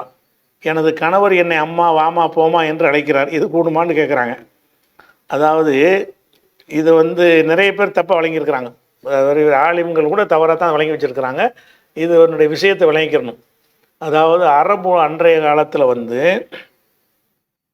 இஸ்லாத்துக்கு முந்தி மனைவியை ஒருத்தனுக்கு பிடிக்கலன்னு விவாகரத்து பண்ணுறான்னு வைங்க. விவாகரத்துக்கு வந்து நம்ம மார்க்கத்தில் என்ன வார்த்தை வச்சு தலாக்குங்கிற வார்த்தை இப்போ நம்ம யூஸ் பண்ணுறோம். இஸ்லாம் வந்த பிறகு தலாக்குன்னா விடுவித்தல். தலாக்குன்னா கட்டுப்பாட்டில் வச்சுருந்தா தலாக்குன்னா விடுவித்துட்டான்னு அர்த்தம். ஏன் கண்ட்ரோலில் இல்லை, நீ சுதந்திரமாக இருந்துக்க, அந்த அர்த்தம் தலாக்குங்கிற வார்த்தைக்கு அர்த்தம். தலாக்கு என்று சொன்னால் விடுவித்தல். விடுவித்தல்னா என்ன அர்த்தம்? மனைவி என்ற என்னுடைய கட்டுப்பாட்டில் இதுவரைக்கும் இருந்தாய், நான் இப்போ உன்னை விடுவித்து விட்டேன், எனக்கு நீ இது கட்டுப்பட்டுருக்க வேண்டிய அவசியம் இல்லை, நீ சுதந்திரமாகி விட்டாளுங்கிறதுக்காக வேண்டி இஸ்லாம் வந்து தலாக்குங்கிற வார்த்தையை வந்து அதற்குரிய சொல்லாக மாற்றி விட்டது. இஸ்லாம் வருவதற்கு முன்னாடி அந்த மக்கள் வந்து விவாகரத்து பண்ண தான் செஞ்சாங்க. இது எல்லா காலத்திலும் விவாகம்னால விவாகரத்து இருக்கத்தானே செய்யும். விவாகரத்துங்கிறது ஒரு மதத்துக்குரிய சம்பவம் கிடையாது, இது மனுஷனுக்கு உள்ள ஒரு விஷயம். அவன் நாத்திகனாக இருந்தாலும் சரி, இந்துவாக இருந்தாலும் சரி, கிறிஸ்தவனாக இருந்தாலும் சரி, பௌத்தனாக இருந்தாலும் சரி, அவங்களுக்குள்ள பஞ்சாயத்து வந்துச்சுன்னா விவாகத்தை ரத்து பண்ண தான் செய்வாங்க. எல்லா காலங்கள்லையும் இருந்திருக்கிறது, விவாகரத்துங்கிறது இருந்திருக்கிறது. சில சமுதாயங்கள் அது மறுத்துருக்குறாங்க, பெண்களுக்கு கிடையாதுங்கிற மாதிரியே மறுத்துருக்குறாங்கன்னு வைங்களேன், அது போகுது. ஆனால் அந்த ஜாஹிலியா மக்கள்கிட்ட விவாகரத்து பண்ணக்கூடிய வழக்கம் இருந்துச்சு இஸ்லாத்துக்கு முன்னாடி. அந்த விவாகரத்துக்கு அவங்க என்ன பண்ணுவாங்கன்னு கேட்டால், விவாகத்தை ரத்து செய்கிறேன் அப்படின்னு சொல்லி பண்ண மாட்டாங்க.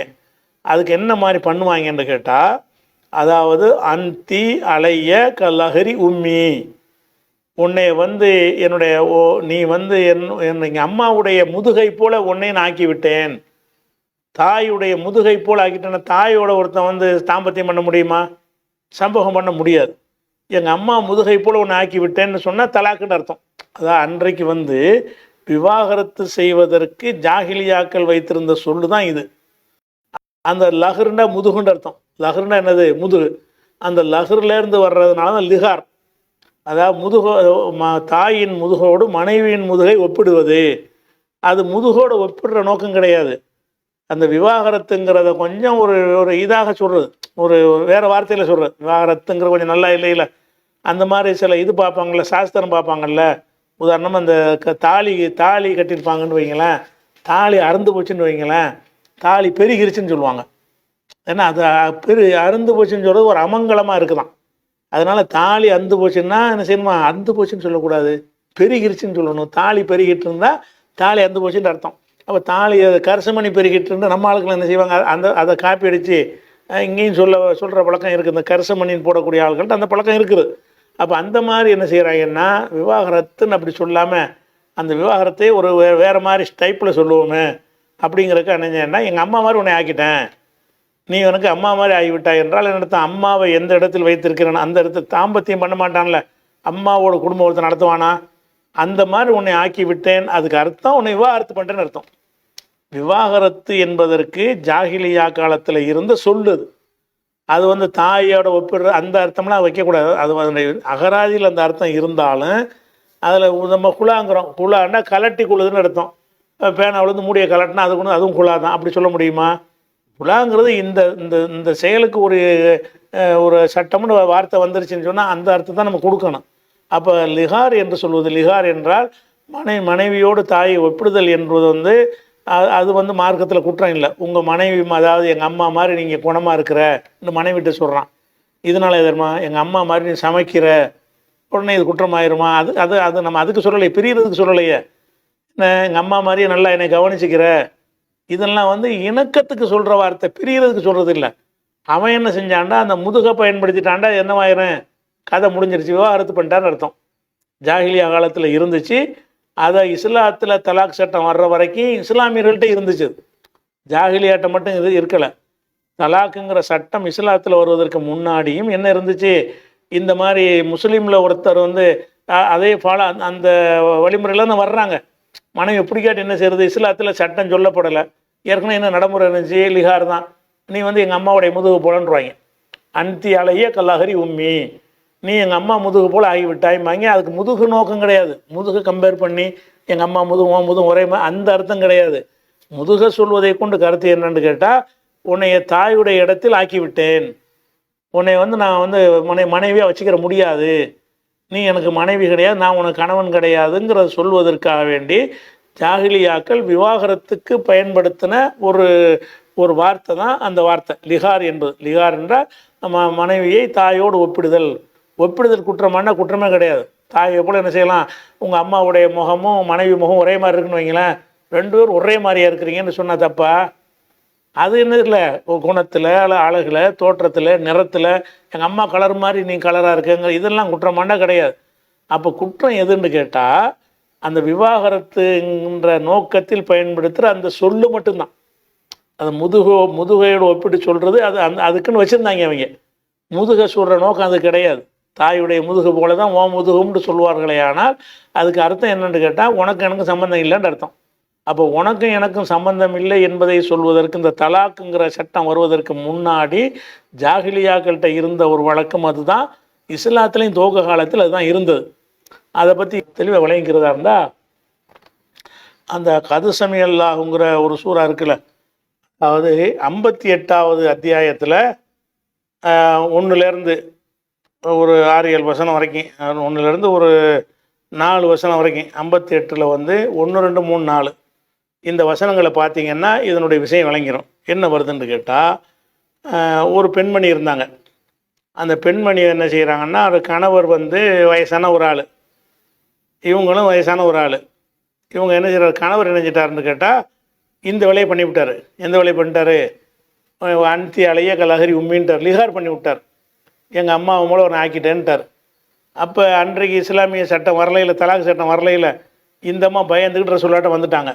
இந்த மாதிரி என் கணவர் என்னை சொல்லிட்டாரு, எங்களுக்குள்ளே எல்லாம் முடிஞ்சு போச்சு, கல்யாணமே இல்லாமல் போச்சு, நல்ல மனுஷன் அவர் தனியாக இருந்து என்ன செய்வார், இப்படியான அந்த அம்மா என்ன செய்கிறாங்க, புலம்புறாங்க. அப்போ அது யாருன்னு அதில் என்ன வருதுன்னு கேட்டால், அந்த ஆள் ஹவுஸ் இப்னு சாமித்துன்னு ஒரு ஆள். அவர் தான் நினைஞ்சாருன்னா அவருடைய மனைவியை அதாவது மனைவி யாருன்னா ஹுவைலாங்கிற ஒரு மனைவி, கணவர் ஹவுஸுங்கிற ஆள். இவர் ஹவுஸ் என்ன செய்கிறாருன்னு கேட்டால் மனைவியை விவாகரத்து பண்ணிடுறாரு. என்ன விவாகரத்து, ஜாகிலியா காலத்து விவாகரத்து. அது தலாக்கு இப்போ வரல. தலாக்கு விவாகரத்து இல்லாமல் என்ன செய்கிறாரு, லிகார் உன்னை லிகார் பண்ணிட்டேன் அப்படின்னு சொல்லிட்டார். சொன்ன என்ன அர்த்தம்னு கேட்டால், புருஷன் பொண்டாட்டி இல்லைன்னு ஆயிடுச்சு. இது இஸ்லாமும் அதை தடுக்காமல் இருந்துச்சுல. அப்படி நடந்தவொன்னு அவங்க வழக்கப்படி என்ன விளங்கிட்டாங்க, நம்ம கணவர் விட்டுட்டாரு, நம்ம கணவர் நினைஞ்சிட்டாரு. இப்போ உதாரணமாக எங்கள் ஊரில் என்ன செய்வாங்கன்னா, அந்த விவாகரத்துக்கு செய்வதுக்கு வார்த்தை சொல்லிட்டாரும்பாங்க. வார்த்தை என்ன சொல்லக்கூடாது, வார்த்தையை சொல்லிட்டாராம். என்னம்மா சரி என்ன செய்யணும், இந்த பொண்ணு எப்படி இருக்கிறாங்க, அவர் பொண்ணு புருஷங்கார் வார்த்தை சொல்லிட்டாரு. வார்த்தை சொல்லிவிட்டாருன்னு எங்கள் ஊர்லலாம் சொல்லுவாங்க. வார்த்தை சொல்லிட்டாருன்னா தலாக் சொல்லிட்டாருன்னு அர்த்தம். இந்த தலாக்குன்னு சொல்ல கொஞ்சம் நல்லா இல்லாத காரணத்தினால அதை வேறு வார்த்தையை கொண்டு சொல்கிறாங்கல்ல, அந்த மாதிரி உள்ளது தான் இது.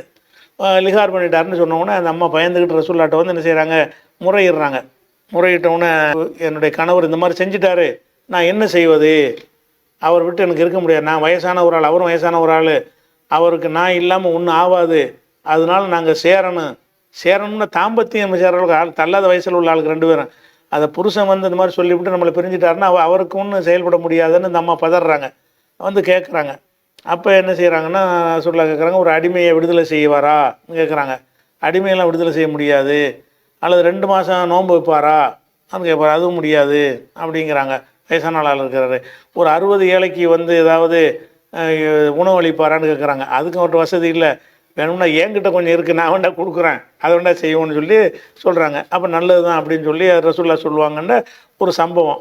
இது வந்து அபூதாவுதில் வரக்கூடிய ஒரு ஹதீஸு. இதில் இந்த விஷயந்தான் லிஹாருடைய அடிப்படை விஷயம்.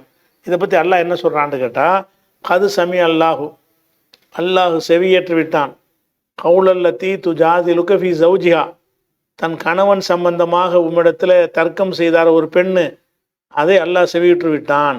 ஒத்தஷ்தகி இலல்லா, அல்லாவிடத்தில் முறையிட்டாலே ஒரு பெண், அதான் இந்த அம்மா தான் இது, இந்த அம்மாவுடைய சொல்லை அல்லாஹ் கேட்டுக்கொண்டு விட்டான். வல்லாஹு யஸ்மோ தகாவுரக்கும், ரசூல்லாவுக்கும் அந்த பெண்ணுக்கு இப்படி வாக்குவாதமே நடக்குது. அந்த அம்மா என்ன செய்கிறாங்கன்னா, நான் சேரத்தான் செய்யணுங்கிறாங்க, அதெல்லாம் முடிஞ்சிச்சுங்கிறாங்க ரசூல்லா. ஏன்னா சட்டம் வரல இல்லை, அதுவும் உன்னை விவாதத்து பண்ணிட்டாரலாம், ஜாகிலியா விவாதத்து தான், ஆனால் தடுக்கப்படலை. இன்றைக்கி தான் தடுக்கப்படுது, இந்த வசனத்தின் மூலம் தடுக்கப்படுது. அதுக்கு முன்னாடி உள்ள பிரகாரம் என்ன செய்கிறாருன்னா, சண்டைக்கு வருது அம்மா, நான் கணவனோட நான் இருக்கணும், வழி சொல்லுங்கண்டு. அதெல்லாம் முடியாது, எல்லாம் முடிஞ்சு போச்சு அப்படின்றாங்க. இதுதான் 2 பேருக்கு சண்டைன்னு எல்லாம் சொல்லி காட்டுறான். கது சமி அல்லாஹு கவுலல்லத்தி துஜாதிலுக ஃபீ ஜௌஜிஹா, கணவர் விஷயமாக நபியை உன்னிடத்தில் சண்டைக்கு வந்தார ஒரு பெண்ணு, அது அல்லாஹ் கேட்டு விட்டான். ஒத்தஷ்தகி இலல்லா, அல்லாவிடத்தில் ஒரு முறையிட்டார்ல, அதை அல்லாஹ் செவியுற்று விட்டான். ஒல்லாஹு யஸ்மோ தகாவுரக்குமா, நீங்கள் 2 பேரும், அந்த பெண்ணும் நீ இன்னும் முகமது, நீங்கள் 2 பேரும் சண்டை போட்டிங்கல்ல, அதையும் நான் கேட்டுக்கொண்டிருக்கிறேன். இன்னல்லாஹ சமீஉன் பசீர், அல்லாஹ் அறிந்தவனாகவும் பார்ப்பவனாகவும் இருக்கிறான்னு சொல்லி முடிச்சுட்டு அடுத்து சட்டம் வருது. அல்லதீன யுலாஹிரூன மின்கும் மின் நிசாயிஹிம், மனைவிமார்களை வந்து லிகார் செய்கிறார்களே, லிகார்னா மனைவிமார்களுடைய முதுகை தாயுடைய முதுகோடு ஒப்பிடுகிறார்களே, அவர்கள் மா உன்ன உம்மஹாத்திஹிம், அவர்கள் தாயாக ஆக மாட்டேன். நீ தாயின்ற தாயாயிருமா, என்னோட தாய்ங்கிறீங்க, அந்த மடமையை பற்றி எல்லாம் கண்டிக்கிறான். மா உன்ன உம்மஹாத்திஹிம், அவங்க உங்கள் தாய்கள் அல்ல, உங்கள் மனைவிமார்கள் உங்களோட தாய் கிடையாது. உம்மஹாத்துகும் இல்லல்லாய் வளர்த்தனகும், யார் பெத்தாங்களோ அவங்க தான் தாய். இவங்க பெத்தவன் தான் தாயாவனை தவிர கட்டின பொண்டாட்டியை பார்த்து தாயின்னு அப்படி தாயாவ ஆக மாட்டாள். ஒயின்னகும்ல யக்கூலுன முன்கரம் மினல் கவுளி, வெறுக்கத்தக்க சொல்லை சொல்கிறார்கள், ஒசூரன் பொய்யை சொல்கிறார்கள். பொய் தானே இது, பொண்டாட்டியை பிடிச்சி அம்மானு சொன்ன பொய் தானே, வெறுக்கத்தக்க ஒரு சொல்லு தானே. அதனால் இன்னகும்ல யக்கூலுன முன்கரம் மினல் கவுளி, வெறுக்கத்தக்க சொல்லை சொல்கிறார்கள், ஒசூரன் பொய்யையும் சொல்கிறார்கள். இன்னல்லாஹல் அஃபூன் கஃபூர், அல்லாஹ் வந்து மன்னிக்கிறவனாக இருக்கிறான் என்று முதல்ல இனிமேல் இந்த மாதிரி செய்யாதீங்கன்ட்டான். இனிமேல் இந்த விளையாட்டு வச்சு வெட்ட வார்த்தை இது. மனைவியை பார்த்து இந்த ஜாகிலியா காலத்தில் நீங்கள் செஞ்சுக்கிட்டு இருந்தீங்க லிகார்ண்டு, இனி அந்த அர்த்தம் கிடையாது. இனிமேல் லிகாருங்கிற டாப்பிக்கே கிடையாது. அதுக்கப்புறம் வந்து சரி செஞ்சிட்டிங்கல்ல, அது அந்த இனிமேல் தான் கிடையாது. அவங்க செஞ்சாங்கல்ல, அதுக்கு பரிகாரம் என்னன்னு கேட்டால், உள்ளதீன யுலாஹிரூன, அவன் விவாகரத்து பண்ணுறேன்னு தான் இருந்தாலும் சொன்னார். அப்படி பண்ணிட்டதுனால உள்ளதீன யுலாஹிரூன மின் நிசாயிஹிம், யார் மனைவி விட்ட இந்த லிகார் முறையில் விவாகரத்து என்று கூறுகிறார்களோ, சும்மா யவுதுன லிமா காலு, பிறகு சொன்னதை வாபஸ் பெற விரும்புகிறார்களோ, இப்போ தஹரீரு ரகபத்தின், ஒரு அடிமையை ஒரு விடுதலை செய்ய வேண்டும். மின் கபில் அங்கே தமாசா, 2 பேரும் தீண்டுவதற்கு முன்னாடி, சேர்றதுக்கு முன்னாடி அடிமையை விடுதலை செஞ்சு தான் சேரணும். நாளைக்கும் தோலூன பிஹி, இதுதான் உங்களுக்கு சொல்லப்படுற அறிவுரை. உல்லாஹு பிமா தாமனூன கபீர், நீங்கள் செய்வதை அல்லாஹ் அறிந்தவனாக இருக்கிறான். ஃபமல்லம் எஜிது, அடிமை யாருக்கு பெற்றுக்கொள்ளவில்லை, அடிமை யாருக்கு இல்லையோ, இப்போ சியாமு ஷஹரைனி முத்ததாபியேனி, தொடர்ச்சியாக 2 மாதம் நோன்பு வைக்க வேண்டும். மின் கபில் அங்கே தமாசா, 2 பேரும் சேருவதற்கு முன்னாடி செய்ய வேண்டும். ஃபமல்லம் எஸ்தத்தி, அதுக்கும் யாருக்கு முடியவில்லையோ, இதாமு சித்தீன மிஸ்கீனன், 60 மிஸ்கீன்களுக்கு உணவளிக்க வேண்டும். தாலிக்க இது எதற்கு இந்த சட்டம் என்றால் தூமினு பில்லாஹி ஒரு ரசூலி, அல்லாஹ் ரசூலை நீங்கள் நம்புறதுக்காக இந்த சட்டம் சொல்லப்படுகிறது. ஒத்தில்க ஹுதூதுல்லா, இது அல்லாஹ்வுடைய வரம்பு. ஒளில் காஃபிரின் அதாபுன் அலீம், காஃபிர்களுக்கு துன்புறுத்தல் வேதனை இருக்குது என்று சொல்லி 58வது சூறாவில் 1லேருந்து 4 வரைக்கும் இந்த அம்மாவுடைய சம்பவம் தான் வருகிறது. இதில் என்ன சட்டம் வருதுன்னு கேட்டால், அந்த லிஹார் என்பது இனிமே கிடையாதுன்னு வருது. ஏன் வருது? நீங்கள் வெறுக்கத்தக்க செய்து பொய் சொல்கிறீங்கிறான். பொய்ன்னு சொன்ன பிறகு அதை பயன்படுத்தலாமா? இதுக்கு பிறகு தான் தலாக். இதுக்கு பிறகு இந்த மாதிரி அம்மாவோட ஒப்பிடுறதுலாம் வரக்கூடாது. தலாக்கு சொல்லி 3 சான்ஸ் கொடுத்து சேருவதற்கு வாய்ப்பு கொடுத்து அந்த தலாக்குடைய சட்டங்கள்லாம் சொல்லப்பட்டதுனால கிடையாது. அதே நேரத்தில் இந்த வசனம் அருளப்படுவதற்கு முந்தி இந்த மாதிரி ஒருத்தர் 2 பேர் பண்ணியிருப்பாங்கல்ல, இந்த ஒரு ஆள் தான் பண்ணியிருப்பார், வேறு யார் பண்ணியிருக்க போகிறா? இந்த ஒரு சம்பவத்துக்கு தான் அது. நீ மட்டும் என்ன செய்யணும்னு கேட்டால், தலாக்குன்னு நினச்சி தானே சொல்லியிருக்கிற. இந்த சட்டம் வரல, இல்லை நீ நினச்சி சொல்லும்போது இந்த தடுக்கப்படலை. அதனால் என்ன செய்யணும்னு கேட்டால், ஒரு அடிமை விடுதலை செஞ்சு சேர்ந்துக்கிறங்க, அல்லது ஒரு 10 அடிமையை விடுதலை செய்யணும், ஒரு 60 ஏழைக்கு உணவளித்து விடுங்கள் அப்படின்னு சொல்லி என்ன செய்கிறான். அல்லது 2 மாதத்துக்கு நோன்பு வைங்க. நோன்பு வச்சுட்டு அந்த விவாகரத்தை, இஸ்லாம் சொல்லாத விவாகரத்து முறை இருந்தாலும் செஞ்சுட்டீங்க, விவாகரத்து நினச்சி செஞ்சு விட்டீங்க. இப்போ நீங்கள் சேர்ந்துக்கிறதுக்கு முன்னாடி என்ன செய்யணும்னு கேட்டால், நீங்கள் அடிமையை விடுதலை செய்யுங்க. அடிமை இல்லைன்னு சொன்னால் 2 மாதம் நோன்பு வைங்க. அதுவும் முடியலைன்னு சொன்னால் 60 ஏழைக்கு உணவளிங்கள்னு எல்லாம் முடிச்சுட்டான். இனி ஒரு காலத்தில் இது வராது, நல்லா விளைவிக்கணும். இனி இந்த வசனம் இறங்குனதுக்கு பிறகு அந்த இறங்கும் நேரத்தில் இந்த புகார் செஞ்ச அந்த பெண்ணுக்கு மட்டும்தான் இது, அந்த பெண்ணுடைய புருஷனுக்கு மட்டும்தான் இந்த சட்டம். இனிமேல் இந்த மாதிரி சொல்லலாம்னா இனிமேல் தலாக்கு தான், இனிமேல் லிகார் கிடையாது. இனிமேல் எங்கள் அம்மாவுடைய முகத்தை முதுவை போல் ஆக்கிட்டேன்னு சொல்லுவாங்க. ஆனால் அது முன்கரன் மினல் கவுளி ஒசூரா, பொய்ய சொல்கிற வெறுக்கத்தக்க சொல்லுன்னு நல்லா சொல்லிவிட்டான். வெறுக்கத்தக்க சொல்ல இனிமேல் சொல்லலாமா? அதனால் இந்த லிஹாருங்கிறது மூத்தா போன ஒரு சட்டம், ஜாகிலியா காலத்தில் இருந்த தலாக்கு சட்டம். அது இஸ்லாம் வந்த பிறகு அதை மூத்தாக்கி விட்டு தான் தலாக்கு என்ற சட்டத்தையும் ஆணுக்கு சட்டம் பெண்ணுக்கு சட்டம் என்று அப்படி அந்த சட்டங்களை நமக்கு தனித்தனியாக வகைப்படுத்தி தந்துட்ட காரணத்தினால அதுக்கு இந்த பரிகாரம்லாம் கிடையாது. 3 வாய்ப்பை கொடுத்து அதுக்கப்புறம் நீ சும்மா சேர்ந்துக்கிறலாம், பரிகாரம்லாம் தேவையில்லை அப்படின்லாம் சட்டம் வந்துருச்சு. அப்போ இன்னைக்கு ஒருத்தன் என்ன செய்கிறான், நீ என்னுடைய தாயை பொல்லுங்கிறான். அது சொல்ல இது கிடையாது, இப்போ சட்டமே கிடையாது, தான் கெட்டதுன்னு சொல்லிட்டு நல்லா இந்த வார்த்தையெல்லாம் யூஸ் பண்ணுறதே பாவத்தில் வந்துடும். இனிமேல் அந்த வார்த்தையை பயன்படுத்தக்கூடாது.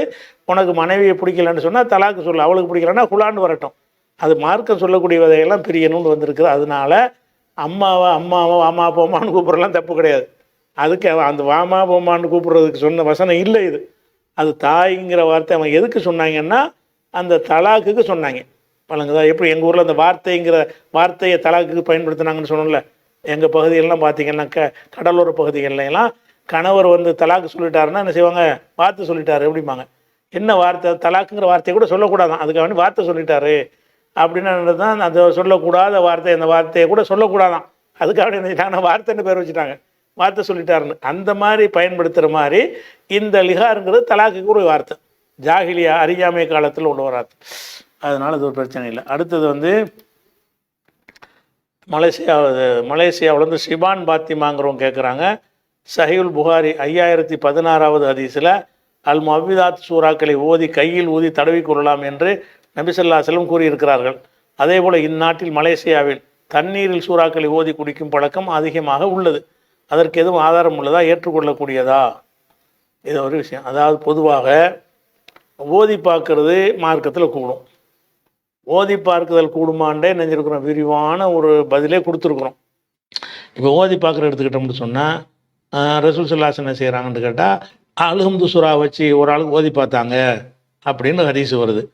ரசூல்லா அதை அங்கீகரித்தாங்க. அது புகாரியில் 2276வது ஹதீஸில் இருக்கிறது. அது ஓதி பார்க்கலாம், அல்ஹம்து சூரா ஓதி பார்க்கலாம், அதுக்கு ஆதாரம் இருக்குது.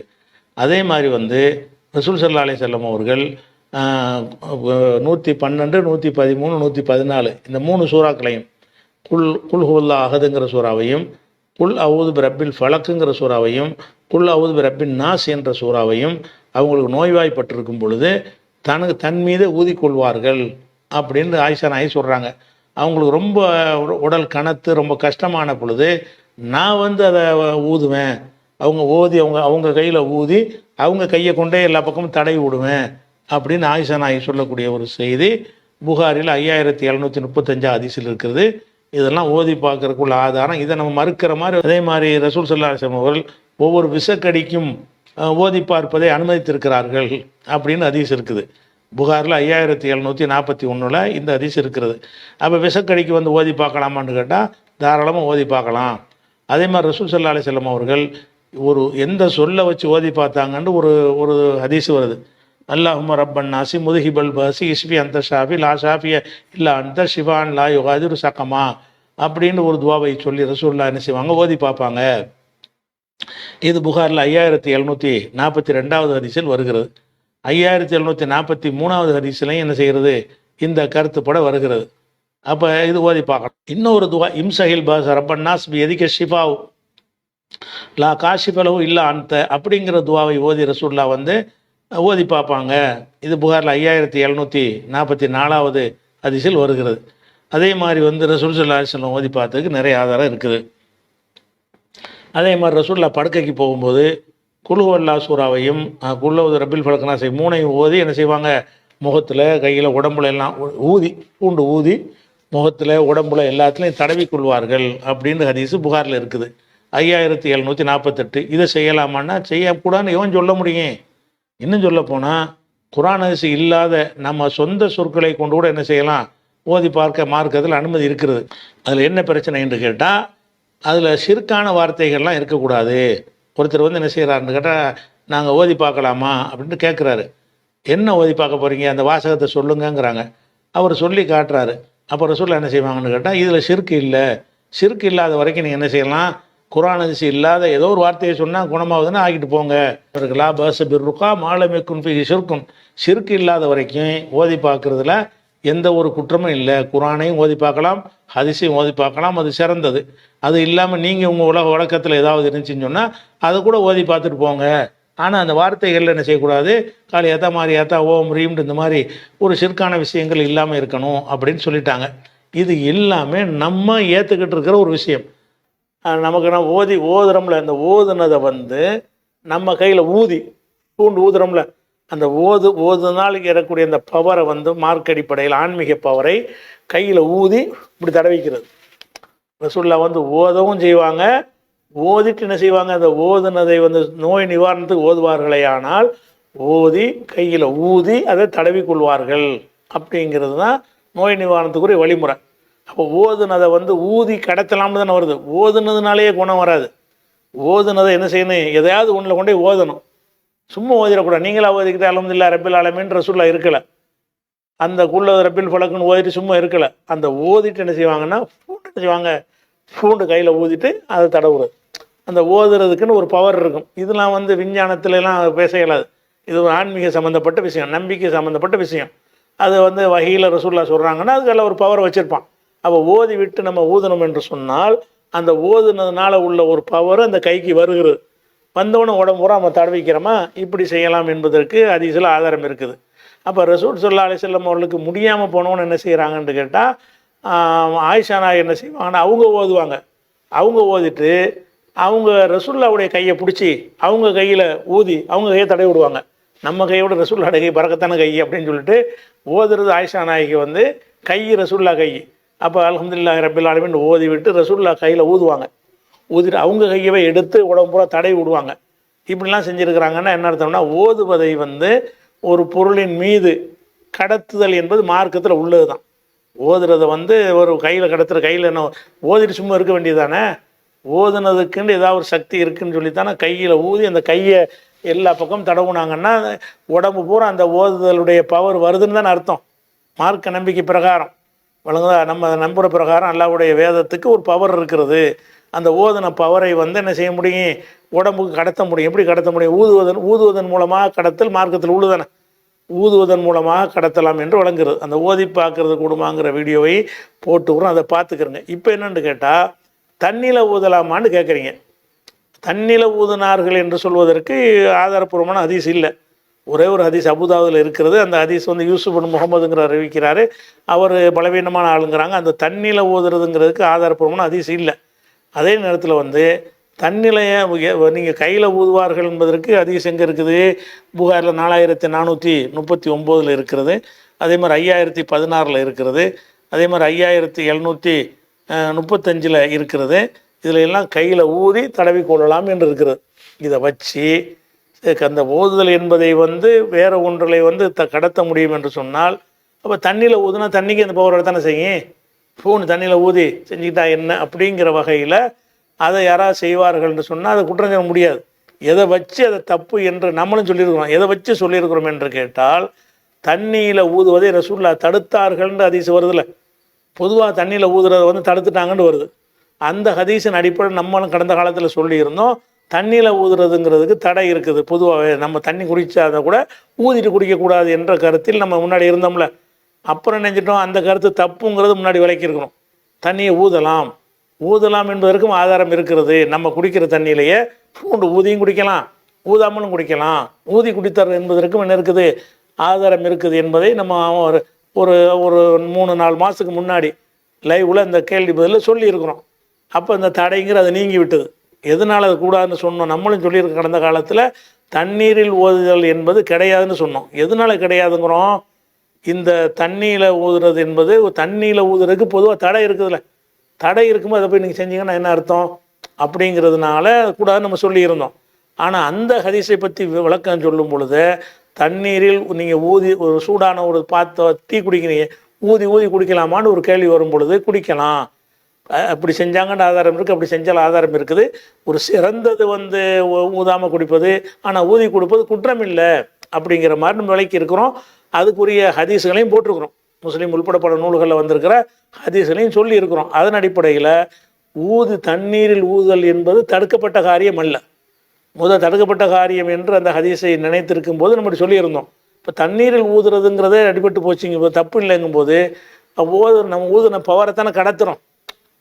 ஓதிட்டோம், ஓதுனது ஃபைண்ட் ஊதுனா கையில் ஊதுனா என்ன அர்த்தம், கையில் ஊதி கை போனால் உன்னை தடவுனா என்ன அர்த்தம்னா, அந்த ஓதுவதனால் ஏற்பட்ட ஒரு ஆன்மீக பவர் வந்து கைக்கு கடத்தப்படுது, கை வரைக்கும் வருதுன்னு இருக்குமே. ஆனால் தண்ணியில் ஊதுனா தண்ணிக்கு வந்துட்டு போகுது, அது எப்படி தடுக்கிறது, அது தடுக்க முடியாது. ஒருத்தர் செஞ்சாருன்னு சொன்னால் தடுக்க முடியாது.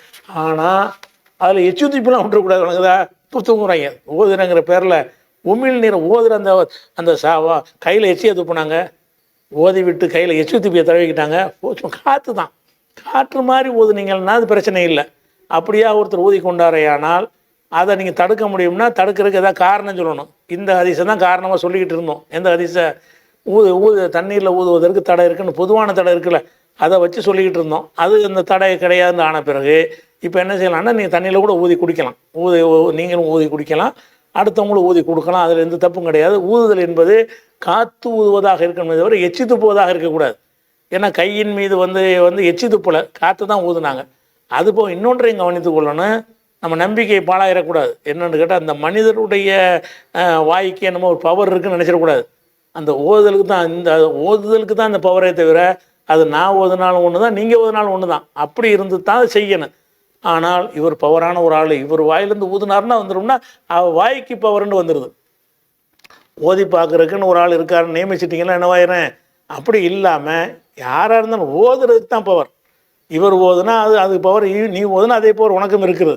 அப்போ யார் ஓதினாலும் அதுக்கு பவர் இருக்குங்கிற அடிப்படையில் இது செஞ்சால் தான் சரியாக வரும். அப்படி இல்லாமல் அந்த மனிதருக்கு என்னமோ ஒரு புனிதமான ஒரு ஆள் மாதிரியோ அல்லது பயங்கரமான ஒரு எக்ஸ்ட்ரா பவர் இருக்கிற மாதிரி நினைத்து கொண்டு செய்தீர்களே ஆனால் அது தவிர்க்கப்பட வேண்டும் என்றதை வழங்கிக் கொள்ளணும், அதை வழங்கிக்கணும். அடுத்தது கோலாலம்பூரில் இருந்து யூசுப் ஹாரூன் என்பவர் கேட்குறாரு, சூரத்துல் பக்கராவில் ஒருவன் நெருப்பை மூட்டுகிறான் என்று தொடங்கும் 17வது வசனம் கூறுவது என்ன, விளக்கம் தரவும்னு கேட்குறாரு.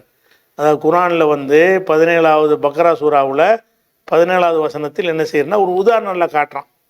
அந்த உதாரணம் என்னென்னு கேட்டால், அதாவது அதுக்கு முன்னாடி இருந்து படித்தா உங்களுக்கு விளங்கும். அதாவது 8வது வசனத்துலேருந்து வரணும். நீங்கள் 17வது வசனத்தை என்னென்று கரெக்டாக விளங்குறதா இருந்தால் 16 வசனத்தை மொத்தமாக பார்த்துக்கிட்டு அதனுடைய கருத்தை உள்வாங்கிக்கிறணும். அப்புறமேல் அது உள்வாங்கி கொண்டு 17வது வசனத்தை பார்த்தீங்கன்னா தான் கருத்து சரியாக விளங்கும்.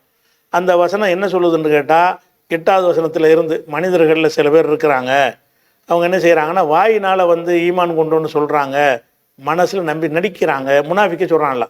மனிதர்களில் சில பேர் இருக்கிறாங்க, இருந்து என்ன செய்கிறாங்கன்னா இங்கே வந்தால் உங்களை சேர்ந்த ஆளுங்கிறாங்க, அங்கே வந்தால் அங்கே உங்களை சேர்ந்த ஆளுங்கிறாங்க, நாங்கள் அல்லாஹ்வை நம்பின ஆளுக்கு தான் சொல்கிறாங்க, அல்லாஹ் ரசூலை ஏமாற்ற பார்க்குறாங்க அப்படின்லாம் சொல்லிவிட்டு அந்த மக்களை பற்றி தான் அல்லாஹ் கண்டிக்கிறான். கண்டிச்சுட்டு இவங்களுக்கு ஒரு உதாரணம் சொல்கிறான். அல்லாஹ் யாருக்கு உதாரணம்? முனாஃபிக்குகளுக்கு உதாரணம் சொல்கிறான். இந்த முனாஃபிக்குகள் எப்படி இருக்கிறாங்கன்னு கேட்டால், ஒரு இஸ்லாத்தை ஏற்றுக்கிறோன்னு சொல்கிறான்ல, தொழுகையில் வந்து கலந்துக்கிறான்ல, தொழுகையெல்லாம் கலந்துக்குருவாங்க, போருக்கெல்லாம் போவாங்க. சில நல்ல காரியங்கள் செய்யும் பொழுது அவங்க வந்து ஒரு நேர்வழி கிடைச்ச மாதிரி தெரிகிறது. திடீர்னு வந்து செய்தானது நம்ம நடிக்கிறோன்னு சொன்னோன்னே அது அந்த அந்த நேர்வழி ஒன்று அவங்கள்ட்ட போயிடுது. அதை புரியுறதுக்கெல்லாம் என்ன உதாரணம் காட்டுறான்னு கேட்டால், நீங்கள் ஊருக்கு வெளியே போயிட்டுருக்கிறீங்க, ஊருக்கு வெளியில் வந்து நெருப்பு மூட்டுவான். நெருப்பு மூட்டுறதை உதாரணம் காட்டுறான்ல. நெருப்பு மூட்டுறான்னா வீட்டுக்குள்ளே ஒன்றும் மூட்ட மாட்டான். நெருப்பு எதுக்கு மூட்டுவாங்கன்னு கேட்டால், ஊருக்கு வெளியே தங்கி விட்டார்கள் என்று சொன்னால் அவங்களுக்கு வெளிச்சம் வேண்டும் என்பதற்காக வேண்டியும், குளிரிலிருந்து தப்பித்துக் கொள்வதற்காக வேண்டியும், மற்ற வன விலங்குகள் தங்களை தாக்கிவிடக்கூடாது என்பதற்காக வேண்டியும் அவங்க குடியிருக்கிற பக்கத்தில் கொஞ்சம் நெருப்பை கொளுத்தி போட்டுக்கிட்டு இருப்பாங்க. நெருப்பு எரியும் போது என்ன செய்யாது, அந்த சிங்கம் புலி கூட கிட்ட நெருங்காது. அதுக்கான என்ன செய்வாங்கன்னா, அந்த காட்டு பயணம் போகக்கூடியவர்கள் வந்து நெருப்பை மூட்டுவாங்க. இப்போ நெருப்பை மூட்டினவன் என்ன ஆகுன்னு கேட்டால், அவள் ராத்திரியில் போய் என்ன செய்யறான், நெருப்பை மூட்டுறான். நெருப்பு மூட்டா என்ன ஆயிரும், அப்படி சுற்றி வெளிச்சமாயிரும். இருட்டாக இருந்திருக்குமா, அந்த விறகு சொல்லியெல்லாம் போட்டு நிறைச்சி வச்சு நெருப்பை கொளுத்துறான். நெருப்பை கொளுத்துன உடனே வெளிச்சம் வந்துடுது. அந்த நெருப்பு எரிஞ்சுக்கிட்டே இருந்தால் வெளிச்சம் இருந்துக்கிட்டே இருக்கும். நெருப்பு வந்தவுடனே என்ன செய்யுதுன்னா, திடீர்னு என்ன செய்யுதுன்னா ஒரு அணைஞ்சு போயிடுது. நெருப்பை கொளுத்துனா ஒரு மழை பெய்து கம்ப்ளீட்டாக முடிஞ்சு போச்சு. இப்போ என்ன ஆயிரும், வெளிச்சம் கிடைச்சது ஒரு செகண்டில் இருட்டாக போச்சுன்னு வைங்க. இப்போ அவனுக்கு அது நன்மை கிடைக்காம போச்சு. முதல்ல நெருப்பை மூட்டுறான். நெருப்பை மூட்டினோன்னு என்ன தெரிகிறது, இது பாம்பு, இது பள்ளி, இது பூரான்னு, இது அந்த மரம், இது இந்த மரம்னு எல்லாமே தெரியுது. நெருப்பு மூட்டினோன்னு என்ன செய்யுது, சுற்றி உள்ள எல்லாத்தையுமே பார்க்குறான். பார்த்தா அந்த நெருப்பு நீடித்த நெருப்பாக இல்லை. திடீர்னு கொஞ்ச நேரத்தில் அணைஞ்சு போச்சு. அணைஞ்சிருச்சுன்னு என்ன ஆயிரும்னா தெரிஞ்செல்லாம் தெரியாமல் போயிடும். இப்போ இருட்டில் பழையபடி நெருப்பு மூட்டாமல் இருக்கும்போது இந்த நிலைமைக்கு வந்துடுறான். இப்போ இவனுடைய நிலைமை எப்படி இருக்குமோ இதே மாதிரி தான் இந்த முனாஃபிக்கு நிலைமை இருக்கிறது. அவன் வர்றான், தொழுகைக்குன்னு வர்றான்னா நேர்வழி கிடைச்ச மாதிரி தெரிகிறது. மறுபடியும் வந்து நாங்கள் போய் சேர்ந்துடணும்னு ஒளி போய் விடுகிறது. இங்கே நிலைமை என்னன்னு கேட்டால், சில நேரத்தில் நல்ல காரியம் செய்கிறாங்க, இஸ்லாத்தின் பெயரால் உள்ள காரியத்தை எல்லாம் செய்கிறாங்க. செய்யும்போது நேர்வழி கிடைச்ச மாதிரி தெரிகிறது. பிறகு நெஞ்சிருது, அவன் வந்து நாங்கள் அங்கிட்டு சேர்ந்த ஆளுக்கு நடிக்கிறோம் அப்படின்னு சொன்ன உடனே அந்த வெளிச்சம் போயிடுது. அப்போ அது வெளிச்சம் இருந்தும் வெளிச்சம் இல்லாமல் பயன் இல்லாமல் போகுது. வெளிச்சம் இருந்துச்சு, கொஞ்ச நேரம் வெளிச்சம் இருந்துச்சு, அப்போ நான் பயன் இல்லாமல் போச்சுங்கிற நிலையில் ஒருத்தர் இருக்கிறான்ல, இவனும் ஒன்று தான். உதாரணத்தின்படி பார்த்தீங்கன்னா, இந்த நெருப்பை மூட்டி நம்ம பயனடைஞ்சிக்கிட்டே இருக்கணும்னு நினச்சான், அது நீடிக்கவில்லை. ஏதாவது இப்போ அந்த நெருப்பு நேர்வழியை காட்டுனுச்சு, அது அவனுக்கு யூஸ் ஆகலை. அதே மாதிரி இஸ்லாமுங்கிற நேர்வழி அவனுக்கு வந்துச்சு, கண்ணுக்கு தெரிஞ்சிச்சு, பார்த்தான் நல்ல வழியாக இருக்குன்னு தெரிஞ்சு டக்குன்னு நெஞ்சிட்டு இல்லாமல் போயிடுச்சு. அப்போ நேர்வழியை பார்த்து விட்டு அவன் வராமல் போவது எப்படி இருக்குன்னு கேட்டால், நெருப்பை மூட்டி விட்டு உடனே நெருப்பு அணைந்து விட்டால் எப்படி இருக்குமோ அவனுக்கு எந்த வழியும் இருக்காதோ. இன்னும் சொல்லப்போ நான் நெருப்பை மூட்டிட்டு அணைச்சின்னு வைங்களேன், இன்னும் கொஞ்சம் இருட்டு ஜாஸ்தியாக தெரியும். அதே இருட்டு தான் இருக்கேன், நம்ம வெளிச்சத்துக்கு பழகிட்டதுனால என்னவாயிருன்னு கேட்டால், அந்த வெளிச்சம் போன உடனே முந்தி இருந்ததை விட அதிக இருட்டு மாதிரி நமக்கு தெரியும். அந்த மாதிரி இவங்க ஆயிடுவாங்க. இவங்க நிலைமை என்னன்னு கேட்டால், இஸ்லாம்ன்றத கேள்வியை பட்டவனு அவங்க வெளிச்சமே பட்ட மாதிரி அவங்களுக்கு தெரியும், மனசுக்கு நல்ல வழியாக தான் இருக்கு, நல்லா இருக்குப்பா பளிச்சுன்னு இருக்குன்னு நினைப்பாங்க. நினச்சிக்கிட்டு திடீர்னு என்ன வேணும்னா அவங்க அதை நீடிக்காமல் அந்த கொள்கையை மாற்றிக்கிட்டவுடனே அணைஞ்சு போயிடுது. அதுதான் ஒரு உதாரணம். நல்ல உதாரணம் தான் இது. இலக்கியமாக குர்ஆனில் நிறைய விஷயங்கள் சொல்லப்படும், அப்படியான உதாரணம் இது. அடுத்தது இப்போ கேள்வி, அன்னிசா கோலாலம்பூர்லேருந்து கேட்குறாங்க. 2 ஆண்டுகளுக்கு முன்பு நான் 60 கிராம் நகை வாங்கியிருந்தேன். அந்த நகைக்கு நான் ஜக்காத்து கொடுத்து விட்டேன். இந்த ஆண்டு அதே நகையை ட்ரேடிங் செய்து மறுபடியும் அதே அளவு 60 கிராம் நகை வாங்கியிருக்கிறேன். இந்த 60 கிராமும் நான் ஜக்காத்து கொடுக்க வேண்டுமான்னு கேட்குறாங்க. பொதுவாக ஜக்காத்துடைய விஷயத்தை நீங்கள் விளங்கிக்கணும். ஜக்காத் என்பது நம்ம வந்து வருவாக இன்கம்மாக வந்தால் தான் அது ஜக்காத். நீங்கள் ஒரு கோடி ரூபா கையில் வச்சுருக்கிறீங்க, ஜக்காத்து கொடுத்துட்டீங்கன்னு வச்சுக்கிறீங்களேன். இந்த 1 கோடி ரூபாய்க்கு நகையை வாங்குறீங்க, இந்த நகைக்கு ஜக்காத்து கொடுக்கணுமா? கொடுக்க வேண்டியதில்லை. ஏன்னா இந்த நகை இன்கம் இல்லை, இருக்கிற காசு ரூபாய் வந்து தங்கமாக மாறி இருக்குது. உங்களுக்கு லாபம் கிடைச்சுன்னு சொல்ல மாட்டீங்கல்ல. 1 கோடி ரூபா நகையை வச்சுருக்கிறீங்க, 1 கோடி ரூபாய்க்கு இதை 1 கோடி ரூபாய் கேஸ் வச்சுருக்கிறீங்க, நகையை வாங்கிட்டீங்க, இந்த நகை எனக்கு லாபம்னு சொல்லுவீங்களா? லாபம் இல்லை. உங்கள்கிட்ட இருந்த ரூபா தான் நகையாக மாறி இருக்குது. அப்போ ஒரு பொருளை இன்னொரு பொருளாக மாறுவதெல்லாம் இதில் வராது, இன்கம்மில் வராது. இன்கம்மில் வராட்டி எதுக்கு என் ஜக்காத்து நீங்கள் கொடுத்துட்டீங்கல்ல, அந்த 1 கோடி ரூபாய் கொடுத்த ஜக்காத்து தான் இந்த நகைக்கு உள்ள ஜக்காத். இப்போ நகைக்கு ஜக்காத்து கொடுத்துட்டு விற்கிறீங்க, நகையாக இருக்கும்போது ஜக்காத்தை கொடுத்துட்டீங்க, அந்த நகையை விற்றுட்டீங்க, விற்றா கேஸ் வருது. இந்த கேஸ் வருமானம்னு யாராவது சொல்லுவாங்களா? வருமானம் கிடையாது. அவன்கிட்ட இருந்த நகை தான் ரூபாயாக மாறி இருக்கிறது. அப்போ இந்த நகைக்கு அவன் ஜக்காத்து கொடுக்க வேண்டியது இல்லை. ஏன் இல்லைன்னு கேட்டால் ரூபாய்க்கு தான் கொடுத்துட்டானே, கொடுத்த ரூபாயை கொண்டு தானே நகையை வாங்கியிருக்கிறான். இஸ்லாத்தின் அடிப்படை என்னன்னு கேட்டால், ஒரு பொருளை இன்னொரு பொருளாக மாறுறதுக்கெல்லாம் ஜக்காத்து கிடையாதுங்க. அதான் உங்கள்கிட்ட இல்லாமல் இருந்து இன்கமாக வந்து சேரணும், அதுக்கு தான் ஜக்காத், வருமானத்து தான் ஜக்காத். அந்த மாதிரி பார்த்தீங்கன்னா நீங்கள் 60 கிராம் நகையை வச்சுருந்தீங்களா, ஜக்காத்தை கொடுத்துட்டீங்க. மீண்டும் அதே 60 கிராமை வாங்கியிருக்கிறீங்க. பழைய நகையை கொடுத்துட்டு புது நகையை வாங்குகிற வகையில் வாங்கியிருக்கிறாங்க. அப்படி வாங்கும்போது என்ன ஆகுனா, சின்ன அந்த வியாபாரிகளுக்கே உள்ள முறையில் சில கழிவுகளை கழிப்பாங்க. பழசுக்குன்னு என்ன செய்வாங்க, அந்த கழிவு இந்த கழிவுன்னு கழித்து நீங்கள் 60 கிராம் கொண்டு போனீங்கன்னா அந்த கழிவு இந்த கழிவுன்னு போய்கிட்டு அது ஒரு 58 கிராமில் கொண்டாந்து நிப்பாட்டிடுவாங்க. 2 கிராமுக்கு நீங்கள் காசை கொடுத்து ஒரு புது நகையை வாங்கிட்டு வருவீங்க. இப்போ நீங்கள் வந்து இந்த 60 கிராம் வந்து உங்கள்கிட்ட இன்கம் இல்லை, இன்கம் வருமானம் கிடையாது. அதே நகையை தான் நீங்கள் திருப்பி வாங்கிட்டு வந்திருக்கிறீங்க. அதனால் அதுக்கெல்லாம் கொடுக்க தேவை. அதே நகைக்கு வாங்கிட்டு வந்தாலும் சரி, அதை விட ஜாஸ்தியாக வாங்குறீங்க. 60 கிராம் நகைக்கு பதிலாக 100 கிராமாக நீங்கள் வாங்கிட்டு வந்துட்டீங்கன்னு வைங்களேன், அப்போ கூட அந்த 40 கிராமுக்கு நீங்கள் ஜக்காத்து கொடுக்கணுமான்னா தேவையில்லை. ஏன்னு கேட்டால் கொடுத்த காசுக்கு கொடுத்து தான் வாங்கியிருப்பீங்க. காசுக்கு ஜக்காத்து கொடுத்துருப்பீங்கல்ல, காசுக்கு ஜக்காத்து கொடுத்த காசை கொடுத்து தான் 60 கிராமுக்கு 100 கிராம் நீங்கள் வாங்கினீங்கன்னு சொன்னால் 40 கிராமுக்கு நீங்கள் வந்து காசு கொடுக்கணும். 60 கிராமுக்கு பழைய நகையை கொடுப்பீங்க. 60 கிராம் நகையையும் ப்ளஸ்ஸு 40 கிராமுடைய காசையும் கொடுத்தீங்கன்னா 100 கிராம் நகை அவன் தருவான். இப்போ இந்த 100 கிராம் உங்களுக்கு லாபமானு நீங்கள் பார்க்கணும். எப்படி பார்க்கணும், இந்த 100 கிராமுன்னு ஒரு லாபம் கிடையாது. நம்மள்ட்ட இருந்த 60 கிராம் கொடுத்துட்டு தான் வாங்கியிருக்கிறோம் 60 கிராமுக்கு. இந்த 40 கிராம் லாபமானு கேட்டால் காசை கொடுத்து தான் வாங்கியிருக்கிறோம். அந்த காசுக்கு நீங்கள் ஜக்காத்து கொடுத்தீங்களா இல்லையான்னு பார்க்கணும். காசுக்கு ஜக்காத்து கொடுத்து இருந்தீர்களேயானால் அதுக்கு தானே இதை வாங்கியிருக்கிறீங்க, ரெண்டு ஒன்று தானே. காசுக்கு ஜக்காத்து கொடுக்காம இருந்தீங்கன்னா அதுக்காக வேண்டி நீ கொடுக்க வேண்டி வரும். கொடுத்துட்டீங்கன்னு சொன்னால் அது எத்தனை மாற்றம் வந்தாலும் சரி, வீடு வாங்குறீங்க, வீடை விற்று காசு வருது, அதை வருமானம் எவனுமே சொல்ல மாட்டான். வீடாக இருக்கிறதுக்கு பதிலாக காசாக இருக்கிறது, காசு கொடுத்துட்டு நகையை வாங்குறீங்க, அதை வருமானம் யாருமே சொல்ல மாட்டாங்க. உங்கள்கிட்ட ஏற்கனவே இருந்ததை விட ஜாஸ்தியாக வந்தால் தான் வரும். இதை ரமலானில் ஜக்காத்தோட விரிவாக நம்ம நினைஞ்சிருக்கிறோம், இதை விளக்கி இருக்கிறோம், அதை பார்த்துக்கிறோங்க. அடுத்தது ஹஷீம் கோலாலமிருந்து ஹஷீம் கேட்குறார். அதாவது 96வது அத்தியாயம் 4-5 வசனங்களில் அவனை எழுதுகோளால் கற்றுத்தந்தான், மனிதன் அறியாதவற்றை எழுதுகோளால் கற்றுத்தந்தான் என்று இருக்கிறது. இதில் எழுதுகோள் என்பது எதை குறிக்கிறதுன்னு கேட்குறாரு. அதாவது குர்ஆனில் முத இறங்கின வசனம், எடுப்பில் இறங்கின வசனம் எது? இக்ரா சூரா தானே. அதில் தான் இது வருது. என்ன வருது? இக்ரா பிஸ்மி ரப்பிக்கல்லதி ஹலக்கல் இன்சான மின் அலக் இக்ரா ரப்புக்கல்லதி ரப்புக்கல் அக்ரமுல்லதி அல்லம பில் கலம். களமை கொண்டு எழுதுகோளை கொண்டு கற்றுத்தந்தானே அந்த இறைவன் பெயரால் ஓதுவீராகன்னு வருகிறது. இந்த எழுதுகோள் என்பது என்னன்னு கேட்குறாரு. எழுதுகோள் என்பது என்னன்னு கேட்டால் சாதாரண பேனா பென்சில் தான் எழுதுகோள். எழுதுகோள்னா எழுதுவதற்கு என்னெல்லாம் பயன்படுதோ அதுக்கு பூரா களம் தான். களம் என்றால் எழுதுகோள் என்று அர்த்தம். இப்போ நமக்கு எல்லா விதமான கல்விகளும் எழுதுகோள் மூலமாக தான் நமக்கு கிடைக்கிறது. கல்வின்னு சொன்னாலே முதல்ல இந்த எழுத்தை தான் கற்றுக்கிறான் ஒருத்தன். அப்போ எழுதுகோள் மூலமாக கற்றுக்கொண்டு அதன் மூலமாக நீங்கள் இல்மை பெருக்கின்ற காரணத்தினால எழுதுகோள் மூலமாக உங்களுக்கு எல்லாம் கற்றுத்தந்திருக்கிறான் என்று ஒரு பாக்கியமாக சொல்கிறான். அப்போ எழுதுகோள் மூலமாக என்பது எழுத்தறிவை எல்லாம் சொல்லித்தருகிறான். எழுதுகோள் மூலமாக எதை கற்றுக்குருவோம்? எழுத்தறிவை தானே கற்றுக்குருவோம். எழுதுகோள் இருந்தால் இது ஆனா, இது காணா, இது அலிஃபு, இது பா, இது ஏபிசிடின்னு என்ன செய்கிறோம்? எழுதுகோள் மூலமாக கற்றுக்கொள்கிறோம்.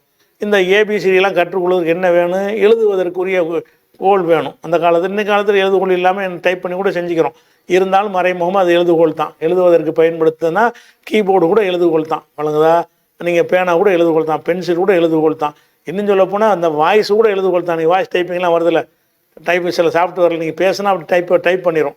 டைப் பண்ணிட்டு எழுத்தாயிரும். அது கூட எழுதுகோள் தான். எழுதுவதற்கு எழுதுகோள் என்றால் கருவி, எழுதுகோள் என்றால் எழுதும் கருவி. எழுதும் கருவி ஒரு காலத்தில் ஒரு மாதிரியாக இருக்கும். நவீன காலத்தில் நிறைய எழுதுகோள்கள் வந்து விட்டது. என்ன வந்தாலும் எழுத்தறிவைத்தான் அந்த வசனம் சொல்லுகிறது. உனக்கு எழுத்தறிவு மூலமாகத்தான் மனிதனுக்கு அறிவே வந்தது.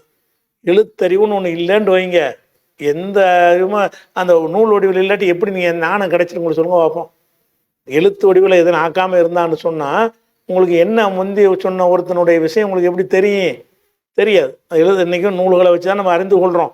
அதனால் எழுத்தறிவுங்க என்பது தான் முக்கியமான பேசிக்கான அறிவு.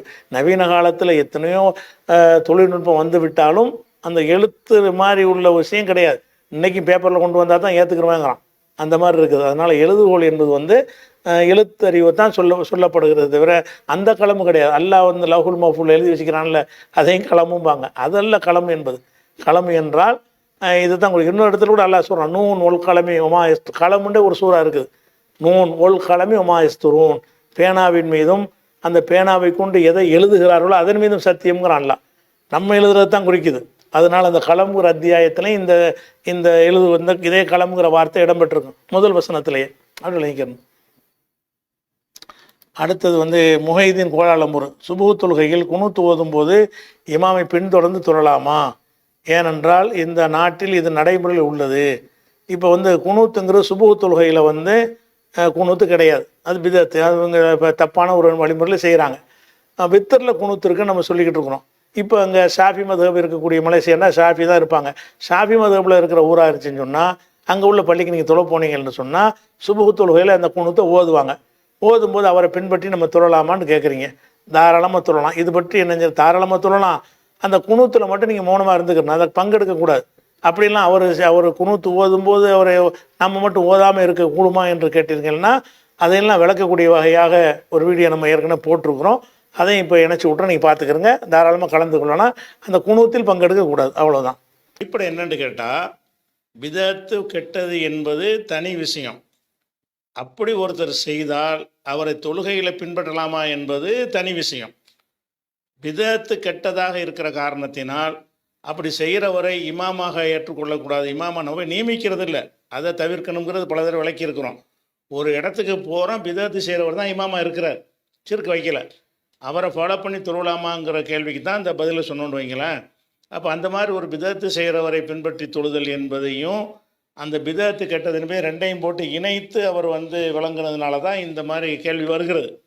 சரி, பிதத்து கெட்ட காரியம் ஓகே. வரதட்சணை வாங்கிறது கெட்டது நல்லதா? கெட்டது. வரதட்சணை வாங்கினவரை பின்பற்றி தொழலாமான்னு கேள்வி கேட்டால் என்ன பதில் சொல்லுவாங்க? கூடும்பாங்க. ஏங்க வரதட்சணை கெட்டதுன்னீங்களா? வரதட்சணை கெட்டது தான்ப்பா, அவரை இமாமா பின்பற்றக்கூடாதுன்னு ஏதாவது தடை இருக்குதா? அவர் வந்து அதை கேட்பாங்க. வரதட்சணை விட்டுருவோம். பொய் சொல்கிறது என்னது? லானத்துல்லாஹி அலல் காதிபீன், பொய்யர்களுக்கு அல்லாஹ்வுடைய சாபம் இருக்குன்னு வருது. அப்போ ஒருத்தர் பொய் சொல்கிறாரு, கொஞ்சம் ஜாஸ்தியாக பொய் சொல்கிறாரோ, ஜாஸ்தியாக கொஞ்சமாவோ பொய் சொல்லாத ஒரு ஆள் இருப்பார் உலகத்தில்? இருக்க மாட்டார். ஒரு ஆளை இமாமா நியமிக்கிறோம், இவர் பொய் சொல்லியிருக்கிறாரு அப்படின்னு சொல்லி அவரை பின்பற்றக்கூடாதுன்னு சொல்லுவோமா? பின்பற்றலான்னு சொன்னால் பொய் ஆதரிக்கிறது ஆகுமா? ஒரு பொய் சொல்லக்கூடியவர் இமாமா இருக்கார், ஃபாலோ பண்ணணும்னு சொன்னால் அவர் பொய் சொன்னதை நியாயப்படுத்தணும்னு ஆகுமா? ஒரு இடத்துல போகிறான், அவர் அந்த இமாமை நியமிக்கிறாங்க, அவர் பொய் சொல்கிறவராக இருக்கார், அல்லது கோல் சொல்கிறவராக இருக்கிறாரு, அல்லது வரதட்சணை வாங்கினவராக இருக்கிறாரு, அல்லது மார்க்கத்தை பல விஷயங்களில் பேணாதவராக இருக்கிறாரு, பல தவறுகள் இருக்கிறத சுட்டி காட்டுறாங்க. இருக்கட்டும், அதனால் அவரை பின்பற்றின்னு தொழுதால் அவரோட அந்த செயலையெல்லாம் ஆதரிச்சு ஆகும்னு சொன்னால் அப்போ என்ன ஆகணும்? பிதத்துக்கு சொன்ன மாதிரியான ஒரு நிலைப்பாட்டை மார்க்கத்தில் எதெல்லாம் தவறாக சொல்லப்பட்டிருக்குதோ அத்தனைக்கு எடுக்கணும். ஏன்னா பிதத்து வந்து கெட்ட காரியம் என்பதற்கு இந்த முடிவு எடுக்கிறீங்க. பிதத்து கெட்டது என்பதற்காக இந்த முடிவு எடுத்தீங்க என்று சொன்னால் எந்த ஒரு கெட்டதை யார் செஞ்சாலும் சரி அவரை பின்பற்றக்கூடாது என்று நிலைப்பாடை வைக்கணும். அப்படி நிலைப்பாடை எடுத்தீங்க என்று சொன்னால் உலகத்தில் யாரையுமே தனித்து தான் ஒரு மனுஷன் தொழணும், தனித்து தான் சொல்லணுமே தவிர எந்த ஒரு மனிதரையும் ஃபாலோ பண்ண முடியாது. எந்த ஒரு மனிதரை நீங்களே தேர்ந்தெடுத்து ஒரு நல்ல ஒரு இமாமும் நியமித்தால் கூட அவரிடத்திலும் தவறுகள், மார்க்கம் தடுத்திருக்கிற, கண்டித்திருக்கிற, நரகம் என்று சொல்லியிருக்கிற குற்றங்கள் நிச்சயமாக இருக்கும். ஆதமுடைய மக்கள் அனைவரும் யுக்தி ஒபில் லைலி வன்னகாரி, இரவிலும் பகல்லையும் தவறு செய்பவர்களாகத்தான் இருக்கிறார்கள். அல்லாஹ் ரப்புல் ஆலமீன் மட்டும்தான் தவறுக்கு அப்பாற்பட்டவன். அப்போ எல்லாருமே பாவங்கள், சில பாவங்களை செய்யக்கூடியவர்களாக இருக்கிறார்கள் என்று சொல்லும் பொழுது அப்போ இமாமாக யாரையும் பின்பற்றக்கூடாதுங்கிற கருத்து இதுலேருந்து வந்துடும். பிதத்துக்கு வந்து ஒரு நிலை எடுத்தீங்க என்று சொன்னால் என்ன காரணத்துக்கு எடுத்தீங்களோ அந்த காரணம் உள்ள அனைத்துக்கும் அந்த நிலையை எடுக்கணும். அப்போ பிதத்துங்கிறது நரகத்துக்கு உள்ள நரகத்தில் சேர்க்கத்தான் செய்யும். கண்டிப்பாக அது குற்றம்தான். அது அல்லாட்ட கேள்வி இருக்கிறது. அவர் திருத்தி கொள்ளலன்னா அல்லாட்ட மாட்டிக்கொள்வார். அதெல்லாம் அந்த டவுட்டே கிடையாது. மற்ற பாவத்துக்கெல்லாம் அதுக்கெல்லாம் பரிசை கொடுப்பானல்ல. வேறு வேறு பாவங்கள் எல்லாம் அவருடைய லானத்துன்னு வருது, பொய் சொன்னால் லானத்துன்னு வருது. அவர் ஏதாவது பொய் சொல்ல, ஒரு இமாம் பொய் சொல்லியிருக்காருன்னு சொல்லி அவரை நீங்கள் பின்பற்றி தொழுதீர்கள்னு சொன்னால் இதே நிலைப்பாடு அதுக்கு வருமா இல்லையா? அப்படி எடுக்கக்கூடிய என்ன செய்யணும்னு கேட்டால் மலக்குமார்களை வைத்து தான் ஜமாத்து நடத்தணும்னு நீங்கள் சொல்லணுமே தவிர ஏன்னா மலக்குகள் தான் இந்த மாதிரியான பிழைகள் செய்ய மாட்டாங்க, அந்த தப்பு செய்யக்கூடிய தன்மை அவங்களுக்கு இல்லை. அந்த தன்மை இல்லாத காரணத்தினால் அவங்க அதை செஞ்சிருக்க மாட்டாங்கன்னு நீங்கள் சொல்லலாமே தவிர, மற்றபடி மனிதனில் நீங்கள் யாரை இமாமா நியமிப்பீங்க? யாரை இமாமா நியமித்தாலும் அவரிடத்தில் ஒரு பிழை இருக்கத்தான் செய்யும். அப்போ ரசூல்லா என்ன செய்கிறாங்க, இதெல்லாம் இருக்கும்னு தெரிஞ்சுக்கிட்டு இருக்கும் பொழுது தான் உங்களில் இமாமாக இருப்பவர்கள் அக்ஸருக்கும் குரானை நன்று ஓதியவராக இருக்கட்டும், வயதில் மூத்தவராக இருக்கட்டும், இப்படின்னு சில குவாலிஃபிகேஷன்லாம் ரசூல் ஸல்லல்லாஹு அலைஹி வஸல்லம் இமாமத்துக்கு சொல்கிறாங்களே. அப்படி ஏன் சொன்னாங்கன்னு கேட்டால், அந்த மனிதர்கள் தவறு செய்வார்கள் என்கிற நிலையில் தான் இதை சொல்கிறார்கள். இதை மட்டும் நீ பாரு, இருக்கிறத நல்லா ஓதுறவர் தான் சொன்னால் நாலு தப்பு இருக்கத்தான் செய்யும். அதை நீ பார்க்காதேங்கிற காரணத்தினால தானே இமாமுக்கு உள்ள தகுதியில் இதை சொல்லலை ரசூல் ஸல்லல்லாஹு அலைஹி வஸல்லம். அப்போ நீங்கள் இமாமாக பிதாத்துக்காரனை பின்பற்றக்கூடாதுங்கிறது மட்டும் பிதாத்துடைய கடுமையான விஷயங்கள்லாம் சொல்லி அதுக்காக பின்பற்றக்கூடாதுன்னு வரக்கூடாது. நீங்கள் அதான் எடுக்கிறீங்க. அது தவறுன்னா தவறு, பிதாத்துக்காரனை நியாயப்படுத்துறது ஆகாது. எப்போ ஆகும்? பிதாத்து செய்யாதவர்கள்லாம் இருக்கும் பொழுது பிதாத்துக்காரனை பிடிச்சி கொண்டாந்து இமாமா நியமித்தீங்கன்னு சொன்னால், ஏப்பா இவரை தான் நீங்கள் நியமிக்கணுமா, நீங்கள் பர்பஸாக தேர்ந்தெடுக்கிறீங்களேன்னு கேட்டால் அதில் ஒரு ரீசன் இருக்கத்தான் செய்கிறது.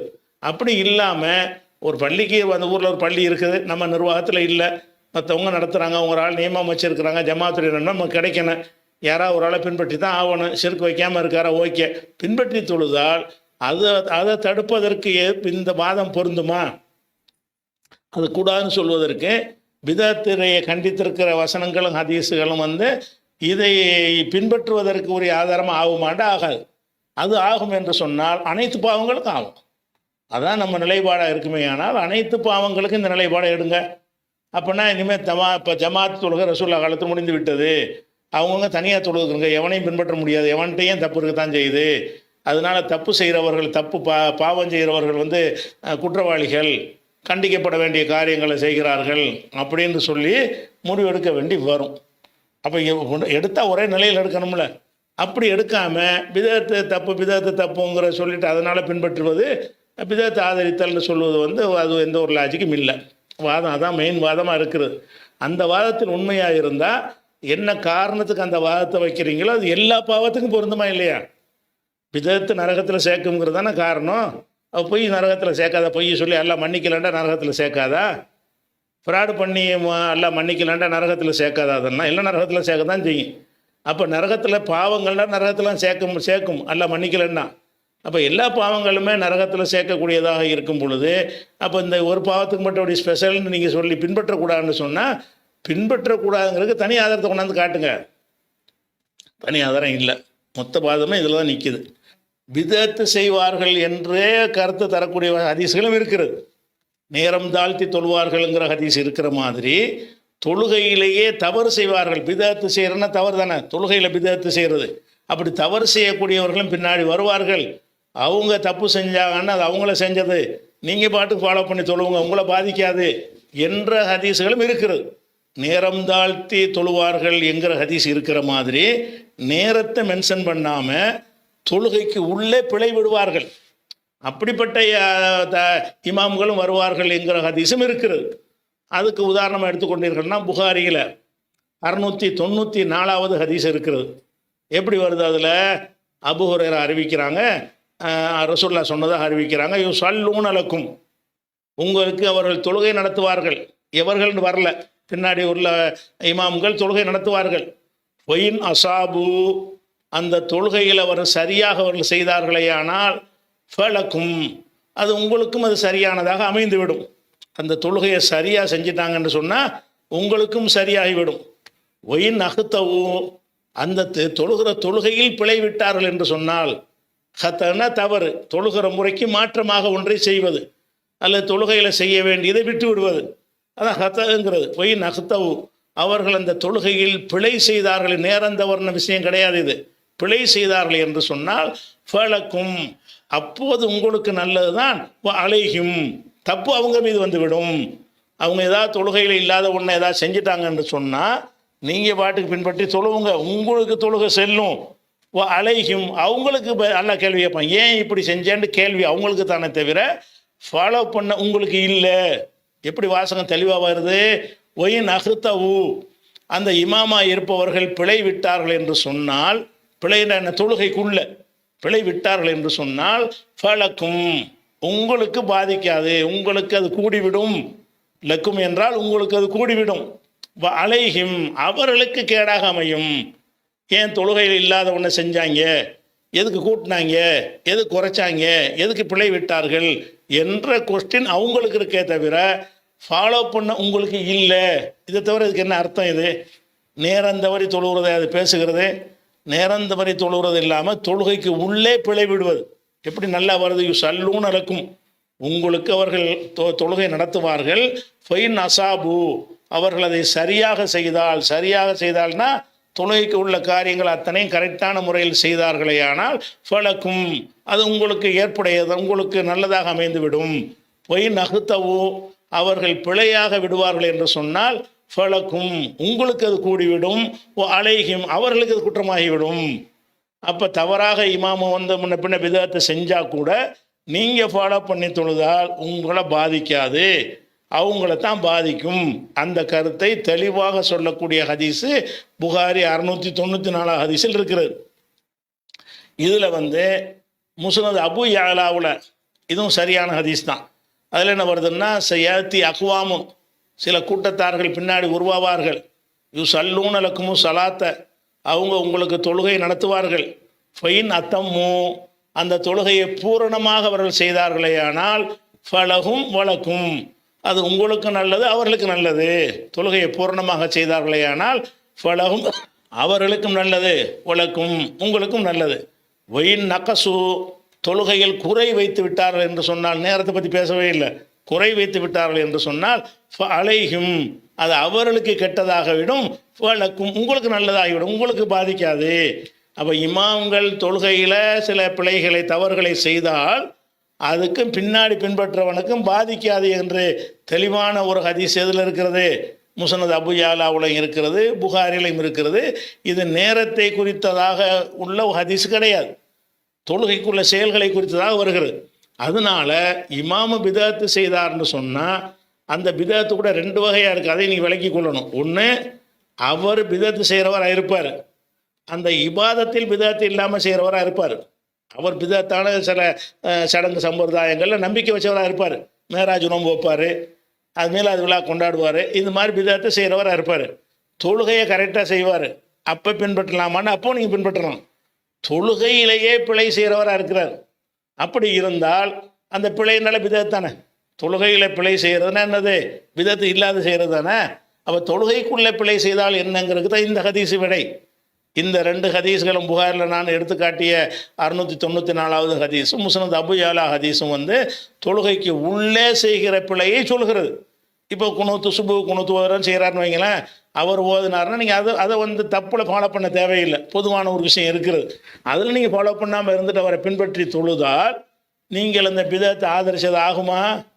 ஆகாதுன்னு அது சொல்லுது. அவனைத்தான் அது பாதிக்கும், உன்னை பாதிக்காதுன்னு அல்லாஹ்வுடைய ரசூல் சொன்ன பிறகு என்ன நீ பிதஅத்தை எதிர்க்கிறோங்கிறதுல வெறுப்பு காட்டுறோங்கிற வகையில் இல்லாததுக்கு சொல்கிறீங்க?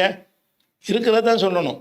அப்போ ரசூல் ஸல்லல்லாஹு அலைஹி வஸல்லமுடைய இந்த இரு ஹதீஸுக்கெல்லாம் என்ன வழங்குது என்று கேட்டால், தொழுகைக்குள்ளே உள்ள தவறுகளைத்தான் சொல்லுகிறது. அந்த தவறு வந்து உதாரணமாக இப்போ மதுஹப் அடிப்படையில் உள்ள விஷயம் இருக்கிறது. இப்போ ஷாஃபி மதுஹப்பில் வந்து பிஸ்மில்லா ஓதாட்டி அந்த தொழுகை அல்ஹம்து ஓதுறாரு, அதில் பிஸ்மில்லா ஓதலன்னு வைங்க, தொழுகை செல்லாதுன்னு ஷாஃபி மதுஹப்பில் இருக்குது. ஹனஃபி மதுஹப்காரங்க பிஸ்மில்லா இல்லாமல் அல்ஹம்து ஓதுவாங்க. அப்போ ஓதும்போது அப்போ பிஸ்மில்லா இல்லைன்னா அல்ஹம்து ஓதலன்னு அர்த்தம், அல்ஹம்து ஓதாட்டி தொழுகை இல்லைன்னு அர்த்தம். இப்படியான ஒரு ஆளை நம்ம ஃபாலோ பண்ணுறோம். இவர் அல்ஹம்து சூரா ஓதலை, அல்லது சில 3வது 4வது ரக்காத்துல எல்லாம் அல்ஹம்து சூரா ஓதுற அளவுக்கு அவர் டைம் கொடுக்க மாட்டார், பார்த்தாலே தெரியும் ஓதலைன்னு தெரியும். அவரை பின்பற்றி சொல்லலாமாட்டா, நீங்கள் ஓதுங்கப்பா, நீங்கள் ஓதுனா உங்களுக்கு சரியாக போச்சு அப்படிங்கிறதுன்னு அதுக்கு அர்த்தமாகுது. அவர் பிழை மார்க்கத்தில் பிழை விட்டார்னு சொன்னால் அவரை சேர்ந்தது. நீங்கள் கரெக்டாக செய்கிற வரைக்கும் உங்களை பாதிக்காதுங்கிறது தான் அந்த ஹதீஸுகள்லேருந்து விளங்குறது. அதனால் பிதஅத்தை வெறுக்கணும் என்பதிலெல்லாம் எந்த மாற்று கருத்தும் கிடையாது. அதை வெறுப்பதில் உள்ள அந்த வீரியம் எந்த காரணத்தையும் நமக்கு குறையாது. அது வேற, இது வேறு விஷயம். பிதஅத்துக்கு நீங்கள் சொன்னால் எல்லாத்துக்கும் சொல்ல வேண்டி வருங்கிற ஒரு விஷயம் ஒன்று வருகிறது. ரெண்டாவது, ரசூல் ஸல்லல்லாஹு அலைஹி வஸல்லம் அவர்கள் இந்த ஹதீஸை எதுக்கு சொல்கிறாங்க? இமாமா பின்னாடி வரக்கூடியவங்களில் பலதரப்பட்ட ஆட்கள் வருவாங்க. தொழுகைக்குள்ளேயே அத்தம்னா முழுமையாக செய்கிறது, நுக்குசான்னா குறைவாக செய்கிறது, செய்ய வேண்டியது விட்டுடுறது. அப்போ அது மாதிரி செஞ்சிட்டாங்கன்னு சொன்னால் அவன் பாட்டு செஞ்சுட்டு போகிறான், நீ பாட்டுக்கு பின்பற்றுன்னு தானே சொல்கிறாங்க. உங்களை பாதிக்காதுன்னு சொல்லிட்டாங்களே. அப்படி நீங்கள் செய்தால் நீங்கள் அந்த பாவத்தை ஆதரித்தவர்கள் ஆகிவிருக்குன்னு சொன்னாங்களா? அவர்கள் தொழுகையில் குறை வைக்கும் பொழுது அவர்களை பின்பற்றி நீங்கள் தொழுதால் நீங்களும் அந்த குறையை நியாயப்படுத்தியவர்களாக ஆகிவிடுவீர்கள் என்று சொன்னாங்க. ஆக மாட்டீர்கள்னு சொன்னாங்க. நம்ம ஆகவே மாட்டோம். அப்போ எந்த ஒரு பிதத்தை செஞ்ச இமாமா இருந்தாலும் சரி, வேறு வேறு தப்பு ஷிர்க்குங்கிறதே இஸ்லாத்தில் வெளியே போன விஷயம். மற்ற விஷயங்களில் என்ன செஞ்சாலும் சரி, அந்த தவறு செய்தவர்கள் இமாமா இருக்கக்கூடாதுன்னு ஒரு கான்செப்ட் இஸ்லாத்தில் இருந்தால் தான் இதை வாதிட முடியும். அப்படி ஒரு கான்செப்டை இஸ்லாத்தில் இல்லவே இல்லை. மனிதன் அப்படி படைக்கப்படவே இல்லை. தௌஹீதுனால அதுதான். தௌஹீதுனா என்ன? மனுஷன் தப்பு செய்கிறவன் தான் தௌஹீத். அல்லாஹ்வை தவிர யாராக இருந்தாலும் தவறு பிழைவிடக்கூடியவர்கள் என்பதுதான் தௌஹீத். அப்போ அந்த தௌஹீது அதுதான் என்று இருக்கும் பொழுது நீங்கள் எப்படி வந்துக்கிட்டு வடிகட்டின ஒரு இமாமை எடுத்துகிட்டு வர முடியும்? இப்போ ஒருத்தன் பிதாத்துக்காரனாக இருப்பான், ஒருத்தன் வரதட்சணவானாக இருப்பான், ஒருத்தன் வந்து வேறு வட்டி வாங்குறவனா கூட இருப்பான், ஒழுங்காக தொழுவிப்பான். 4 பேர் போகிறோம், அவனுக்கு தான் நல்லா தொழுவிக்க தெரியும். அவனை பின்பற்றினால் தப்பாகுமா? அவன் தான் தொழுவிக்க வட்டி வாங்கினாலே அப்படின்னு சொல்லி பின்பற்றக்கூடாதுன்னு நீங்கள் சொல்வதற்கு என்ன ரீசன் சொல்ல போகிறீங்க? இப்போ வட்டி வாங்கிட்டான்னு சொல்ல போகிறீங்க. வட்டி மாதிரி தானே எல்லாம் பாவம் தானே. விதத்தோட வட்டி பெரிய பாவம் சொல்ல போனான். அவனை பின்பற்றி சொல்லலாங்கிறீங்க, விதத்துக்காரனை சொல்லக்கூடாதுன்னு எப்படி அது? அதனால் விதத்தின் மீது நமக்கு இருக்கிற அந்த கடும் வெறுப்பு நல்லது தான். அந்த கடும் வெறுப்பு வந்து மார்க்கத்தில் இஷ்டத்துக்கு சட்டத்தை உண்டாக்குற தூண்டிடக்கூடாது. இருக்கிறது தான் சொல்லணும். விளங்குதா? இந்த பேணுதல்ங்கிற பேரில் உதாரணம் வட்டியை வெறுக்கிறோங்கிற பேரில் என்ன செய்வாங்கன்னா, பேணுதல்ங்கிற பேரில் வட்டிக்காரன் வீட்டு நல்ல கூட நிற்கக்கூடாது அப்படின்லாம் சொல்லுவாங்க. இதெல்லாம் நீங்களா உண்டாக்கி கொண்டது. வட்டியை வெறுக்கத்தான் வேணும். வட்டி வாங்குறவன்ட வீட்டு வாசல் நிழலில் கூட நீங்கள் உட்காராதீங்க என்று ரசூலுல்லாஹ் சொன்னாங்கன்னு அடித்து சொல்லுவார்கள். அப்படி அது மார்க்கத்தில் உள்ளதா? பன்றி அல்லாஹ் ஹராமாக்கிறான். பன்றிங்கிற வார்த்தையை கூட சொல்லக்கூடாது, பேணுதலாக இருக்காங்களாம். இது உனக்கு என்னத்துக்கு? பன்றியை சாப்பிடக்கூடாதுன்னு குர்ஆன்ல பன்றின்னு சொல்லித்தானே சொல்லப்பட்டிருக்கு. பன்றின்னு வார்த்தை சொல்லுவாங்க, கட்டைக்கால்னு சொல்லணும். இதெல்லாம் பேணுதலுங்கிற பேரில் நம்ம செய்யக்கூடிய கூடுதலான வேலைகள். வெறுக்கிறோம் என்பது அப்படி காட்டுறேன். அப்படிலாம் உங்களை வெறுக்கணும்னு அவசியம் கிடையாது. எதை வெறுக்க சொன்னாலும் அதை வெறுங்க. எதை அப்படி சொல்லலையோ அதில் வந்து நீங்கள் இஷ்டத்துக்கு என்ன செய்யக்கூடாது, அதை காட்டக்கூடாது. அதனால் விதத்து உள்பட எந்த தப்பு செஞ்சாலும் சரி, அது இமாமை பின்பற்றக்கூடாதுன்னு சொன்னீங்கன்னா நீங்கள் தௌஹீதை விட்ட போகிறீங்க. மனிதன் வந்து பிழை செய்யாதவன் இருக்கான்னு நீங்கள் சொல்ல வர்றீங்க. மனிதர்களில் தப்பு செய்யாத இமாம்கள் இருக்கிறார்கள்னு சொல்ல வந்தால் அது தௌஹீத ஆட்டம் கண்டு போயிடும். அப்படி ஒரு நிலைப்பாடு இஸ்லாத்தில் கிடையாது. அடுத்து ஒரு செய்தி. அடுத்தது வந்து ஹிசாம் கோலாலம்பூர் கேட்குறாரு, மலேசியாவில் நேர்த்திக்கடனாக உணவை நேர்ந்து பள்ளி வாசலில் விநியோகம் செய்யும் பழக்கம் உள்ளது. அந்த உணவை நான் சாப்பிடலாமான்னு கேட்குறாங்க. நேர்த்திக்கடன் என்பது வந்து முதல் விஷயம், அது வணக்கம். நேர்ச்சியை தான் நேர்த்திக்கடனுங்கிறாங்க. அந்த நேர்த்திக்கடன்கிறது வணக்கம் வந்து அல்லாஹ்வுக்கு மட்டும்தான் செய்யணும். நேர்த்திக்கடன் என்ன அர்த்தம்? எனக்கு இந்த காரியம் நிறைவேறினால் நான் இதை செய்கிறேன், அந்த காரியம் நிறைவேறினால் அதை செய்கிறேன் அப்படின்னு சொல்வதற்கு பேர் தான் நேர்த்திக்கடன்.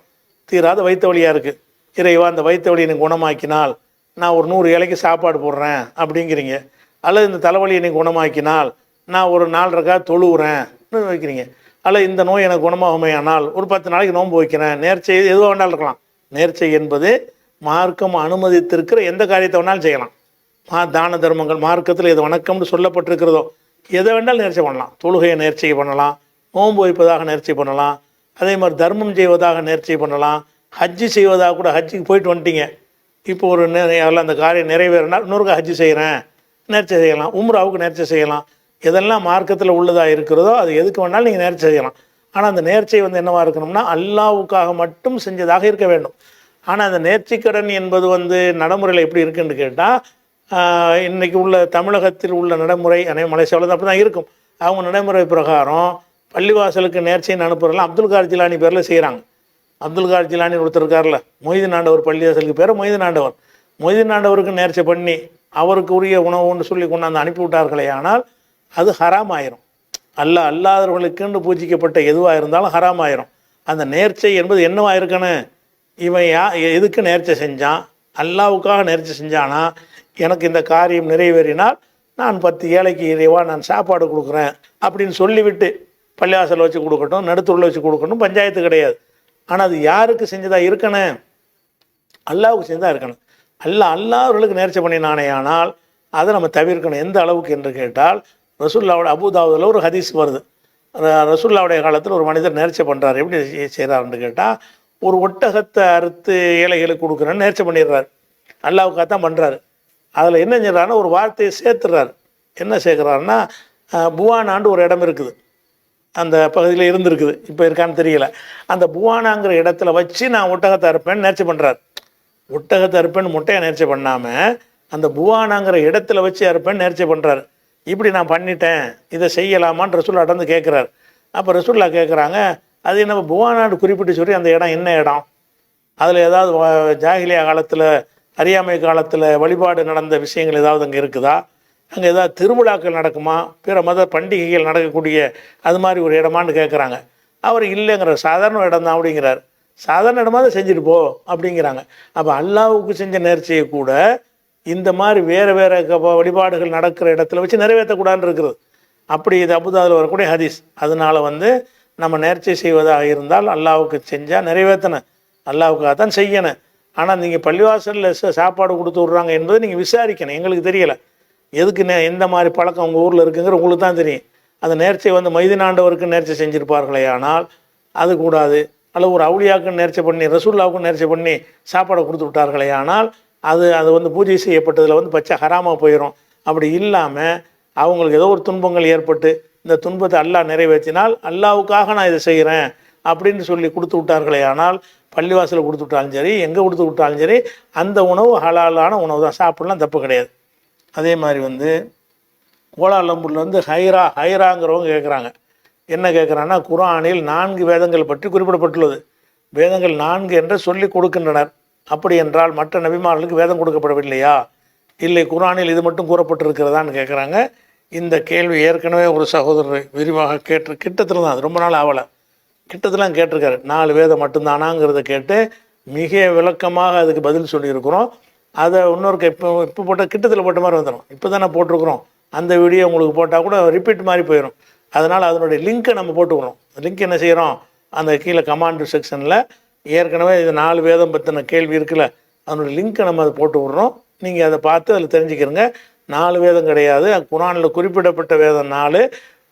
அல்லாஹ் அனுப்பின வேதம் நமக்கு நம்பரே தெரியாது. எத்தனை நபி அனுப்புனானோ அத்தனை பேருக்கு அல்லாஹ் வேதம் கொடுத்தான், அப்படி தான் நம்பணும். அதனுடைய ஆதாரங்களோடு எனக்கு விரிவான பதில் இருக்கிறது. அதை நம்ம கமாண்டில் போட்டிருக்கோம், அதை போய் பார்த்துக்கிறோங்க. சரியா?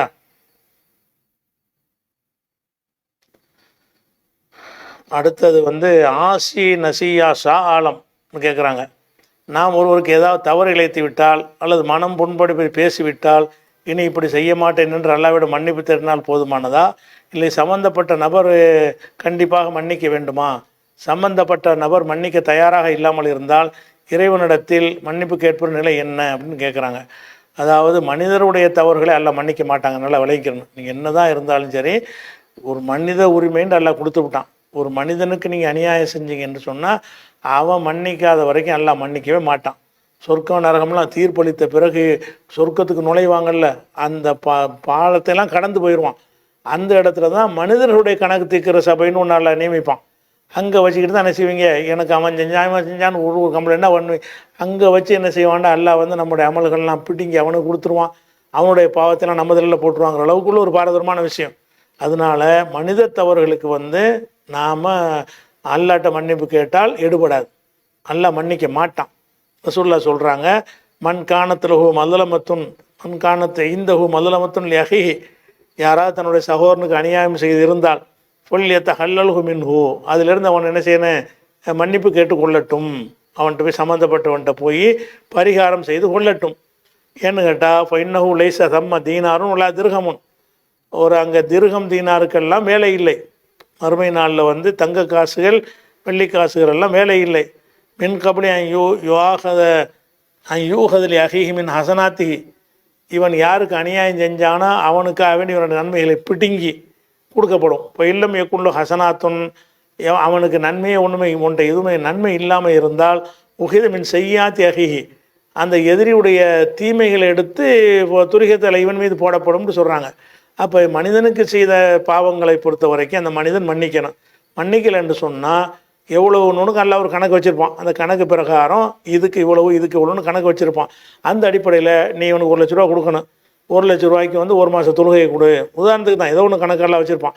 அந்த கணக்கு பிரகாரம் நம்ம இபாதத்தெல்லாம் பிடுங்கி அவன்கிட்ட எல்லாம் கொடுத்துருவான். இப்படி ஒவ்வொரு கணக்காரனா நிற்பான். ஒவ்வொரு பாதிக்கப்பட்டவனா அது நிற்பான். அவனுக்கு என்ன நியாயம் வழங்க முடியும்னா காசு பணம் கொடுக்க முடியாது. உன்னிடமிருந்து அமல்கள் தான் இருக்குது. அந்த அமல்கள்லாம் எடுத்து இங்கே கொடுத்துட்டே போயிடுவான். கம்ப்ளீட்டாக காலியாக போயிடும். காலியானது பிறகு 10 பேர் வருவான். யாரெல்லாம் எனக்கு இவன் தரணுமா? அவன்கிட்ட ஒன்றுமே இருக்காது. அவன்கிட்ட ஒன்றுமே இல்லைப்பா, ஒன்று செய்யி, உங்ககிட்ட ஒரு தீமை தீக்கி அவந்தல்ல வச்சு விட்றேன். நீ செய்த பாவ சுமை என்ன செய்கிறான்? ஒரு மூட்டை தீ 10 மூட்டை வச்சுருக்கிறீல்ல, அந்த ஒரு மூட்டை அவந்தல்ல வை அப்படின்னு இப்படி தீர்ப்பளிப்பான் என்று ரசூலுல்லாஹ் சொன்னதாக ஹதீஸு. இது புகாரில் 6534 ஹதீஸில் இருக்கிறது. இந்த கருத்துப்பட ஏராளமான ஹதீஸில் இருக்கிறது. அதனால் மனிதன் மன்னிக்காட்டி எல்லாம் மன்னிக்க மாட்டான். ஒருவேளை மன்னிக்க தவறினால் என்ன செய்வோம்? ஒன்றும் செய்ய முடியாது. அதெல்லாம் கவனித்து நீங்கள் மனிதர்களுக்கு அநியாயம் செய்யாமல் இருக்கணும். அவன் என்னதான் கேட்டும் அவன் மன்னிக்க தவறி விட்டான் என்று சொன்னால், நீங்கள் மறுமையில் தப்பித்துக் கொள்வதற்கு உங்களுக்கு முன்னாடி உள்ள ஒரே வழி என்னவென்று சொன்னால், உபரியான அமல்களை அதிகப்படுத்தி கொள்ளுங்கள். நிறைய சுண்ணத்தான தொழுகைலாம் தொழுதுறீங்கன்னு வைங்க, பிடுங்கி கொடுத்தாலும் ஃபர்ல் உங்கள்கிட்ட மிச்சமாக இருக்கும். சுண்ணத்தான தான தர்மம் நிறைய செஞ்சுதுன்னு வைங்க, அவன் அங்கே தான் கிளைம் பண்ண வந்தான்னு சொன்னால், நம்மள்கிட்டருந்து சில நன்மைகளை பிடுங்கி கொடுக்கும் பொழுது நம்ம எக்ஸ்ட்ராவாக செஞ்சோம்ல, அதை பிடுங்கி கொடுத்தானேயானால் நம்ம கடமையாக செஞ்சது நமக்கு மிச்சமாகி போயிடும். நம்ம அமல்கள் குறைஞ்சாலும் நரகத்துக்கு போகிற அளவுக்கு அது பாதிக்காது. அப்போ அந்த மாதிரி உள்ளவர்கள் நீங்கள் அநியாயம் செய்து சம்மந்தப்பட்டவன் மன்னிக்க மறுத்து விட்டான் என்று சொன்னால், நீங்கள் உங்களுடைய ஒரே கடமை என்னென்னு கேட்டால், நஃபிலான சுண்ணத்தான காரியங்களை அதிகம் செய்யுங்கள். பிடுங்கி கொடுத்தாலும் உங்கள் அமல் 0வுக்கு போகாது. உங்களுடைய பாஸ் மார்க்கில் நீங்கள் நிற்பீங்க என்று சொன்னால் என்ன செய்யணும்? அமல் தான் நிறைய சும்மா அல்லா தரும்போலாம் தான தர்மம் செஞ்சுக்கிட்டே இருங்க, மார்க் ஏறிக்கிட்டே இருக்கும். நம்ம 50 மார்க்கில் இருக்கிற நீங்கள் இந்த மாதிரி காரியத்தை 100க்கு வந்தீங்கன்னு வைங்களேன், இந்த 50ஐயும் பிடிங்கி எல்லாம் கொடுத்தாலும் உங்களுக்கு 50 மிச்சம் ஆயிரும்ல. மொத்தமே 50 வச்சுருந்தீங்கன்னு சொன்னால் 50ஐயும் பிடிங்கி கொடுத்துட்டா 0வாக போயிடும். அதனால் நம்ம என்ன செய்யணும்னு கேட்டால், மனிதனுக்கு செஞ்ச அநியாயத்துக்கு மனிதன் தான் மன்னிக்கணும். இவன்கிட்டே கெஞ்சி கதறி மன்னிப்பு கேளுங்க. மன்னிக்க மறுத்துட்டான்னு சொன்னால் அவனுக்கு உரிமை இருக்குது. அவன் மனசு ஆறுனா தான் மன்னிப்பான். அந்த உரிமை எல்லாம் தன் கையில் எடுத்துக்கல, கட்டாயப்படுத்தலாம் இல்லை. நீ மன்னித்தால் உனக்கு சிறந்துன்னு நல்லா சொல்கிறானே தவிர, மன்னித்து தான் அவன்கிட்ட உன்னை தொலைச்சி போடுவோன்னு நல்லா கண்டிக்கவும் இல்லை. அதனால் ஒருத்தன் மன்னிக்க மறுக்கலாம், மன்னிக்காமல் இருக்கலாம். இருந்தால் உங்களுக்கு கண்டிப்பாக பாதிப்பு தான். அதுக்கு செய்ய வேண்டிய பரிகாரம் என்ன? நீங்கள் சில நல்லறங்களை அதிகப்படுத்தி கொண்டு இவனுக்கு நம்முடைய நல்லறங்களை பிடுங்கி கொடுத்தாலும் மிச்சம் இருக்கிற நல்லறங்கள் நம்மளை சொர்க்கத்தில் சேர்த்துரும் அப்படிங்கிற அளவில் இருந்தால் நல்லது. இதுதான் அதுக்கு செய்கிற பரிகாரம். அடுத்ததாக முகமது மீரான் பெட்டாலியம் ஒரு ஏரியான்னு நினைக்கிறேன். புகாரி 1115 ஹதீஸில் நின்று தொழுவது சிறந்ததாகும் என்றும் அதில் உட்கார்ந்து தொழுவதற்கு பாதி நன்மை என்றும் கூறப்பட்டிருக்கிறது. இது யாருக்கு பொருந்தும்? நான் காலில் அடிபட்டு உட்கார்ந்த நிலையில் சிறிது காலம் தொழக்கூடிய சூழ்நிலை இருக்கிறேன். எனது தொழுகையில் எனக்கு பாதி நன்மை தானா? மேலும் நாற்காலில் உட்கார்ந்து தொழும் முறையும் தெளிவுபடுத்தவும் அப்படின்னு கேட்குறார். 2 விஷயம் கேட்குறார். ஹதீஸில் என்ன வருதுன்னு கேட்டால், அதாவது புகாரில் நீங்கள் சொல்லக்கூடிய ஹதீஸ் 1115 ஹதீஸ் போட்டிருக்கீங்க. அதில் என்ன வருதுன்னு கேட்டால், இன்ஷல்லா காயிமன், ஒருவர் நின்று தொழுவாரையானால் பஹு அஃலலு, அதுதான் சிறந்தது. ஒமன் சல்லா காயிதன், உட்கார்ந்து தொழுவாரையானால் ஃபலஹு நிஸ்பு அஜ்ரில் காயிமி, நின்று தொழுவோருடைய கூலியில் பாதி தான் அவருக்கு கிடைக்கும் அப்படின்னு சொல்லி என்ன இருக்குது ஹதீஸில் இருக்கிறது. புகாரில் 1100. அப்போ இந்த 1115 ஹதீஸில் என்ன வருதுன்னு கேட்டால், நின்று தொழுவது சிறந்தது, உட்கார்ந்து தொழுதால் பாதின்னு வருதில்ல. இதனுடைய அர்த்தத்தை நீங்கள் நல்லா விளங்கிக்கிறணும். ஒருவர் நின்று தொழுவதற்கு இயலாமல் இருந்து உட்கார்ந்து தொழுதாரையானால் அவர்கள பாதியாக்க மாட்டான்ல. அவன் தானே அப்படி ஆக்கினா. நல்லா நின்று தொழுதுட்டு இருந்தார், அவர் கைகளெல்லாம் முடக்கி நெஞ்சிட்டான், உட்கார்ந்து தொழுவது மாதிரி ஆக்கிவிட்டான். ஒரு நோயை கொடுத்து அல்லாவா ஏற்படுத்தி ஒருத்தர் செஞ்சாரையானால் அவருக்கு அந்த பாதி வராது. ஏன்னு கேட்டால், அவனாக செஞ்சதுக்கு தான் எல்லாம் எதுவுமே செய்வான். அவனாக ஒரு சிறந்ததை தேர்ந்தெடுக்க வழி இருந்து அதை விட்டுப்புட்டு அதுக்கு அடுத்த நிலையில் உள்ள தேர்ந்தெடுத்தானேயானால் அதுக்கு நன்மையை குறைக்கிறது அல்லாவுடைய நீதிக்கு உகந்ததாக இருக்கும். இவனாகவே நடக்க முடியாமல் ஆக்கி வச்சுப்புட்டு நீ உட்கார்ந்து நீ தான் ஆக்கினே, என்னைய நிற்கிற மாதிரி ஆக்கி தான் அவன் கேட்பானே இல்லையா? அப்படி கேட்குற அளவுக்கு அல்லாவுடைய நீதி இருக்காது. அப்போ நம்ம என்ன விளங்கிக்கணும்னு கேட்டால், நின்று தொழுதல் என்பது 2 வகை இருக்கிறது. ஒன்று சுண்ணத்தான நஃபிலான வணக்கங்களை நின்று தொழுவது. சுண்ணத்தான தொழுகைகள் இருக்குல்ல, அந்த தொழுகைகளை பொறுத்த வரைக்கும் நீங்கள் ஒரு காரணமே இல்லாமல் நீ உட்கார்ந்து தொழுவலாம். அதாவது 7 ஆட்டி தான் உட்காரணும்னு கிடையாதுங்க. வாகனத்தில் உட்காந்து, பஸ்ஸில் உட்காந்து தொழுவலாம், வாகனத்தில் உட்காந்து தொழுவலாம், வீட்டில் நின்றுட்டு தொழுவ முடியலையா உட்காந்து இரவு தொழுவ 10 ரக்கா தொழுவ போகிறீங்க. சுண்ணத்தான ஃபர்ல் அல்லாத தொழுகை, ஃபர்ல் அல்லாத சுண்ணத்தான தொழுகைகளை நீங்கள் தொழுகிறதா இருந்தால் அதுக்கு நிற்குதல் என்பது கட்டாயம் கிடையாது. நின்று தொழுதிங்கன்னா முழு நன்மை கிடைக்கும். நின்று தொழு இயலும்போது உட்கார்ந்து தொழுதிங்கன்னா பாதி நன்மை கிடைக்கும். அது நியாயம் தானே. அது உனக்கு நிற்க இயலும், நிற்க இயலும்போது நீ போய் உட்கார்ந்து தொழுதாயானால் அதுக்காக நம்மளை வீணாக்கவும் இல்ல மாட்டான். அவனுக்கு கொஞ்சம் கூட கொடுத்து உனக்கு கொஞ்சம் கம்மியாக கொடுத்துருவான் அப்படிங்கிறது. ஆனால் கடமையான தொழுகைக்கு என்ன சரத்துன்னு கேட்டால் நின்று தான் தொழுவணும், உட்கார்ந்து தொழுவக்கூடாது. எப்போ உட்கார்ந்து தொழுவணும்? முடியாட்டி தான் தொழுவணும். நிற்க முடியாமல் உட்கார்ந்து தொழுவீர்களே ஆனால் அவனுக்கு குறையுமானா குறையாது. ஏன்னா அல்லாவுடைய நீதின்னு ஒன்று இருக்குல்ல, அந்த நீதி பிரகாரம் இவனை நிற்க முடியாமல் ஆக்குனது அல்ல தானே. அவன் நிற்க முடியாமல், உதாரணமாக மாதவிடாய் நேரத்தில் பெண்கள் தொழ மாட்டாங்க, இவன் ஒரு வார இபாதத்து நன்மை எல்லாம் குறைச்சி போடுவானா? ஒரு வாரத்துக்கு உங்கள் பெண்கள் தொழுவலை மாதம் ஆண்கள் 30 நாள் தொழுவுறாங்க, பெண்கள் 25 நாள் தொழுவுறாங்கன்னு சொன்னால் அவங்கள 5 நாள் குறையிறது உண்மைதான்.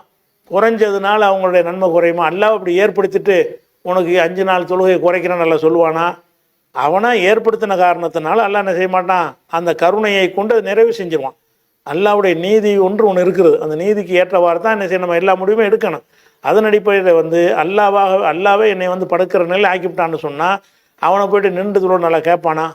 நீ நின்று தொழுவாத காரணத்தினால் உன்னை குறைச்சிட்டேன்னா அல்லாவுடைய நீதிக்கு உகந்ததாது இல்லை. அதனால் நீங்கள் சொல்கிற அந்த ஹதீஸ் எல்லாமே உபரியான தொழுகைகள் தான். ரெண்டுக்கும் அனுமதி உள்ள தொழுகைகள் இருக்குல்ல, நின்றுக்கிட்டு வந்தாலும் தொழு, உட்கார்ந்து வந்தாலும் தொழு. அப்படி தொழுதாயானால் உனக்கு நிற்க இயலும்போது உட்கார்ந்துருக்கிறாய். அப்போ நின்று தொழுவனுக்கு கொஞ்சம் கூட தான் கொடுக்கணும், உட்காரவனுக்கு கம்மியாக தான் கொடுக்கணும். அதே நேரத்தில் இயலாதவனுக்கு என்ன சட்டம்? நீங்கள் சொன்ன ஹதீஸுக்கு 2 ஹதீஸுக்கு பின்னாடி வருது. என்ன வருது? சல்லி காயிமன், நின்று தொழுவு. ஃபைல்லம் தஸ்தத்தி, உனக்கு முடியவில்லை என்றால் ஃபகாயிதன், உட்கார்ந்து தொழுவு. ஃபைல்லம் தஸ்தத்தி, அதுவும் இயலவில்லை என்று சொன்னால் ஃபலா ஜம்பின், படுத்துக்கிட்டு தொழுவுன்னு சொல்லி அது இன்னொரு சட்டத்தில் விடுகிறது. அதனால் அது ஒரு விஷயம். அதே மாதிரி தாரிமில் ஒரு ஹதீஸ் வருது, அவுத்திர்பி காலையில் ரசூலுல்லாஹி ஸல்லல்லாஹு அலைஹி வஸல்லம் ரசூலுல்லாஹ் எனக்கு சொன்னார்கள், அவுத்திர்பி ஹம்சின், 5 ரக்காத்து வித்திரு தொழுவு. ஃபைல்லம் தஸ்தத்தி பி சலாத்தின், இல்லாட்டி 3 தொழுவு. ஃபைல்லம் தஸ்தத்தி பி வாஹிதத்தின், இல்லைன்னா 1 தொழுவு. ஃபைல்லம் தஸ்தத்தி பி ஃபௌமி ஈமான், அதுக்கு முடியலைன்னா சைகையில் தொழுதுட்டு போ என்று சொல்கிறார்கள். அப்போ இயலாதவனுக்கு சலுகைங்கிற விஷயத்தில் அல்லாஹ் குறைக்க மாட்டான். முடியலைங்கிறதுக்காக வேண்டி ஒருத்தன் உட்கார்ந்துட்டு தொழுதானேயானால் அவனுக்கு நின்று தொழுத நன்மை தான் அவனுக்கு கிடைக்கும். ஏன்னு கேட்டால் அவன் முடியாததுனால தான் உட்கார்ந்து தொழுதுருக்கிறான், பாதி நன்மைன்னு வராது. அப்போ எதுக்கு இந்த மாதம் வருதுன்னு கேட்டால், உபரியான தொழுகைகளுக்கு 2க்கும் சமமான அனுமதி உனக்கு இருக்குது. நல்ல திடகாத்திரமாக நிற்க இயலும்டா கூட நீங்கள் சுன்ன தொழுகை உட்கார்ந்து தொழுவலாம். திடகாத்திரமாக நிற்க இயலுண்டா கூட நபிலான தொழுகையில் நினைஞ்சிடலாம், உட்கார்ந்து மணிக்கு நீங்கள் தொழுவலாம்.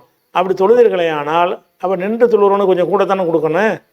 உங்களுக்கு இயலும்போது உட்காந்துருக்கிறீங்க, அவன் இயலும்போது நிற்கிறான், 2 பேரும் இப்படி சமமாக அல்லாவுடைய நீதிக்கு மாற்றமாக வரக்கூடாதுல்ல, அதுதான் அதுக்கு அர்த்தம். அதை விளைக்கணும். அடுத்ததாக சொர்க்கத்தில் நல்ல அழகிய துணை தருவதாக சொல்லியிருக்கிறான். ஆனால் இந்த உலகத்தில் கணவன் மனைவியாக வாழ்பவர்கள் சொர்க்கத்திலும் கணவன் மனைவியாக வாழ்வார்களா? இல்லை, கணவன் தனியாக ஹூலின்களுடனும் மனைவி தனியாக ஹூலின்களும் இருப்பார்களா? ஹூலின் என்றால் யாருன்னு சொல்லி அலிகான் என்பவர் நினைஞ்சிருக்காரு கேட்குறாரு. இதை பற்றி விரிவான முறையில் நம்ம நினைஞ்சிருக்கிறோம். ஏற்கனவே ஹூலின்களை பற்றி விரிவாக விளக்கியிருக்கிறோம். அதனால் அதை எடுத்து போட்டால் உங்களுக்கு போதுமானது. அதை இணைச்சி விட்டுறோம். அதாவது இந்த ஆண்களுக்கு சொர்க்கத்தில் சூரியன் கிடைக்குதுல, அந்த விஷயமாக பெண்களுக்கு இருக்குதா, பெண்களுக்கு இல்லையா, அதனுடைய விஷயம் என்ன, அது எல்லாத்தையும் விளக்கக்கூடிய வகையிலான ஆர்டிக்கல் இதில் இணைச்சி விட்றோம். இன்ஷால்லா அதில் பார்த்துக்கிறோங்க. அடுத்ததாக இதுதான் கடைசி கேள்வி இந்த வாரத்தில். ரம்ஜான்கிறவங்க மலாக்காவிலேருந்து கேட்குறாங்க, நான் ஐடியில் பணிபுரிகிறேன், ஐடி டிபார்ட்மெண்ட்டில் பணிபுரிகிறாரு. பெண்களுக்கு ஜும்மா கடமை இல்லை என்றால் நான் வழக்கமாக லுகர் தொழுது விட்டு எனது பணியை தொடரலாமான்னு கேட்குறாங்க. அதில் பெண்களுக்கு ஜும்மா கடமை இல்லை, உங்கள் பெண்ணாக இருக்கிறதுனால நான் ஐடியில் வேலை செஞ்சிட்ருக்கிறேன், ஜும்மாவுக்கு வர முடியலை, லுகரை தொழுதுட்டு பணி செய்யலாமான்னு கேட்குறாங்க. தாராளமாக செய்யலாம். ஏன்னு கேட்டால் ரசூலுல்லாஹ் சொல்லிவிட்டாங்க, 4 பேருக்கு ஜும்மா கடமை இல்லை. அல் ஜும்மாத்து ஹக்குன் வாஜிபுன் அலா குல்லி முஸ்லிமின், எல்லா முஸ்லீமுக்கும் ஜும்மா கடமை இல்லை. அர்பஅத்தன், 4 பேரை தவிர. ஒன்று அப்துல் மம்லூக்குன், ஒருத்தனுக்கு அடிமையாக இருக்க, இந்த காலத்தில் கிடையாது, அந்த காலத்தில் இருந்துச்சு, அடிமையாக இருக்கக்கூடிய ஒருத்தன். 2வது இம்ராத்துன், ஒரு பெண். 3வது சபி, பையனே, சிறுவன். 4வது மரீல், நோயாளி. பிரயாணிக்கு இல்லைங்கிறது வேறு ஆதாரம் இருக்குது. இந்த ஹதீஸில் 4 தான் வருது. அப்போ நோயாளியாக இருந்து ஜும்மாவுக்கு வரலன்னா எல்லாம் கேட்க மாட்டான். அதே மாதிரி சின்ன பையலுக்கு எல்லாம் கேட்க மாட்டான், தொழுதா ஏற்றுக்குருவான். அதாவது பெண்களுக்கு என் ஜும்மாவுக்கு போகிறேன்னு கேட்க மாட்டான், தொழுதா எல்லாம் ஏற்றுக்குருவான். அதே மாதிரி அடிமைக்கு ஜும்மா கிடையாது. அப்போ ஜும்மா கடமை இல்லைன்னு வர்றதுனால நீங்கள் என்ன செய்யலாம், லொஹரையே தொழுதுட்டு எல்லா காரியத்தையும் செஞ்சுக்கிட்டு இருக்கலாம். ஜும்மா இல்லாட்டி லொஹர் இருக்க தானே செய்யுது. அதான் விஷயம். இன்ஷா அல்லாஹ் கேள்வி முடிஞ்சிடுச்சு. அடுத்தடுத்த வாரங்களில் இன்ஷா அல்லாஹ் சந்திப்போம். அஸ்ஸலாமு அலைக்கும்.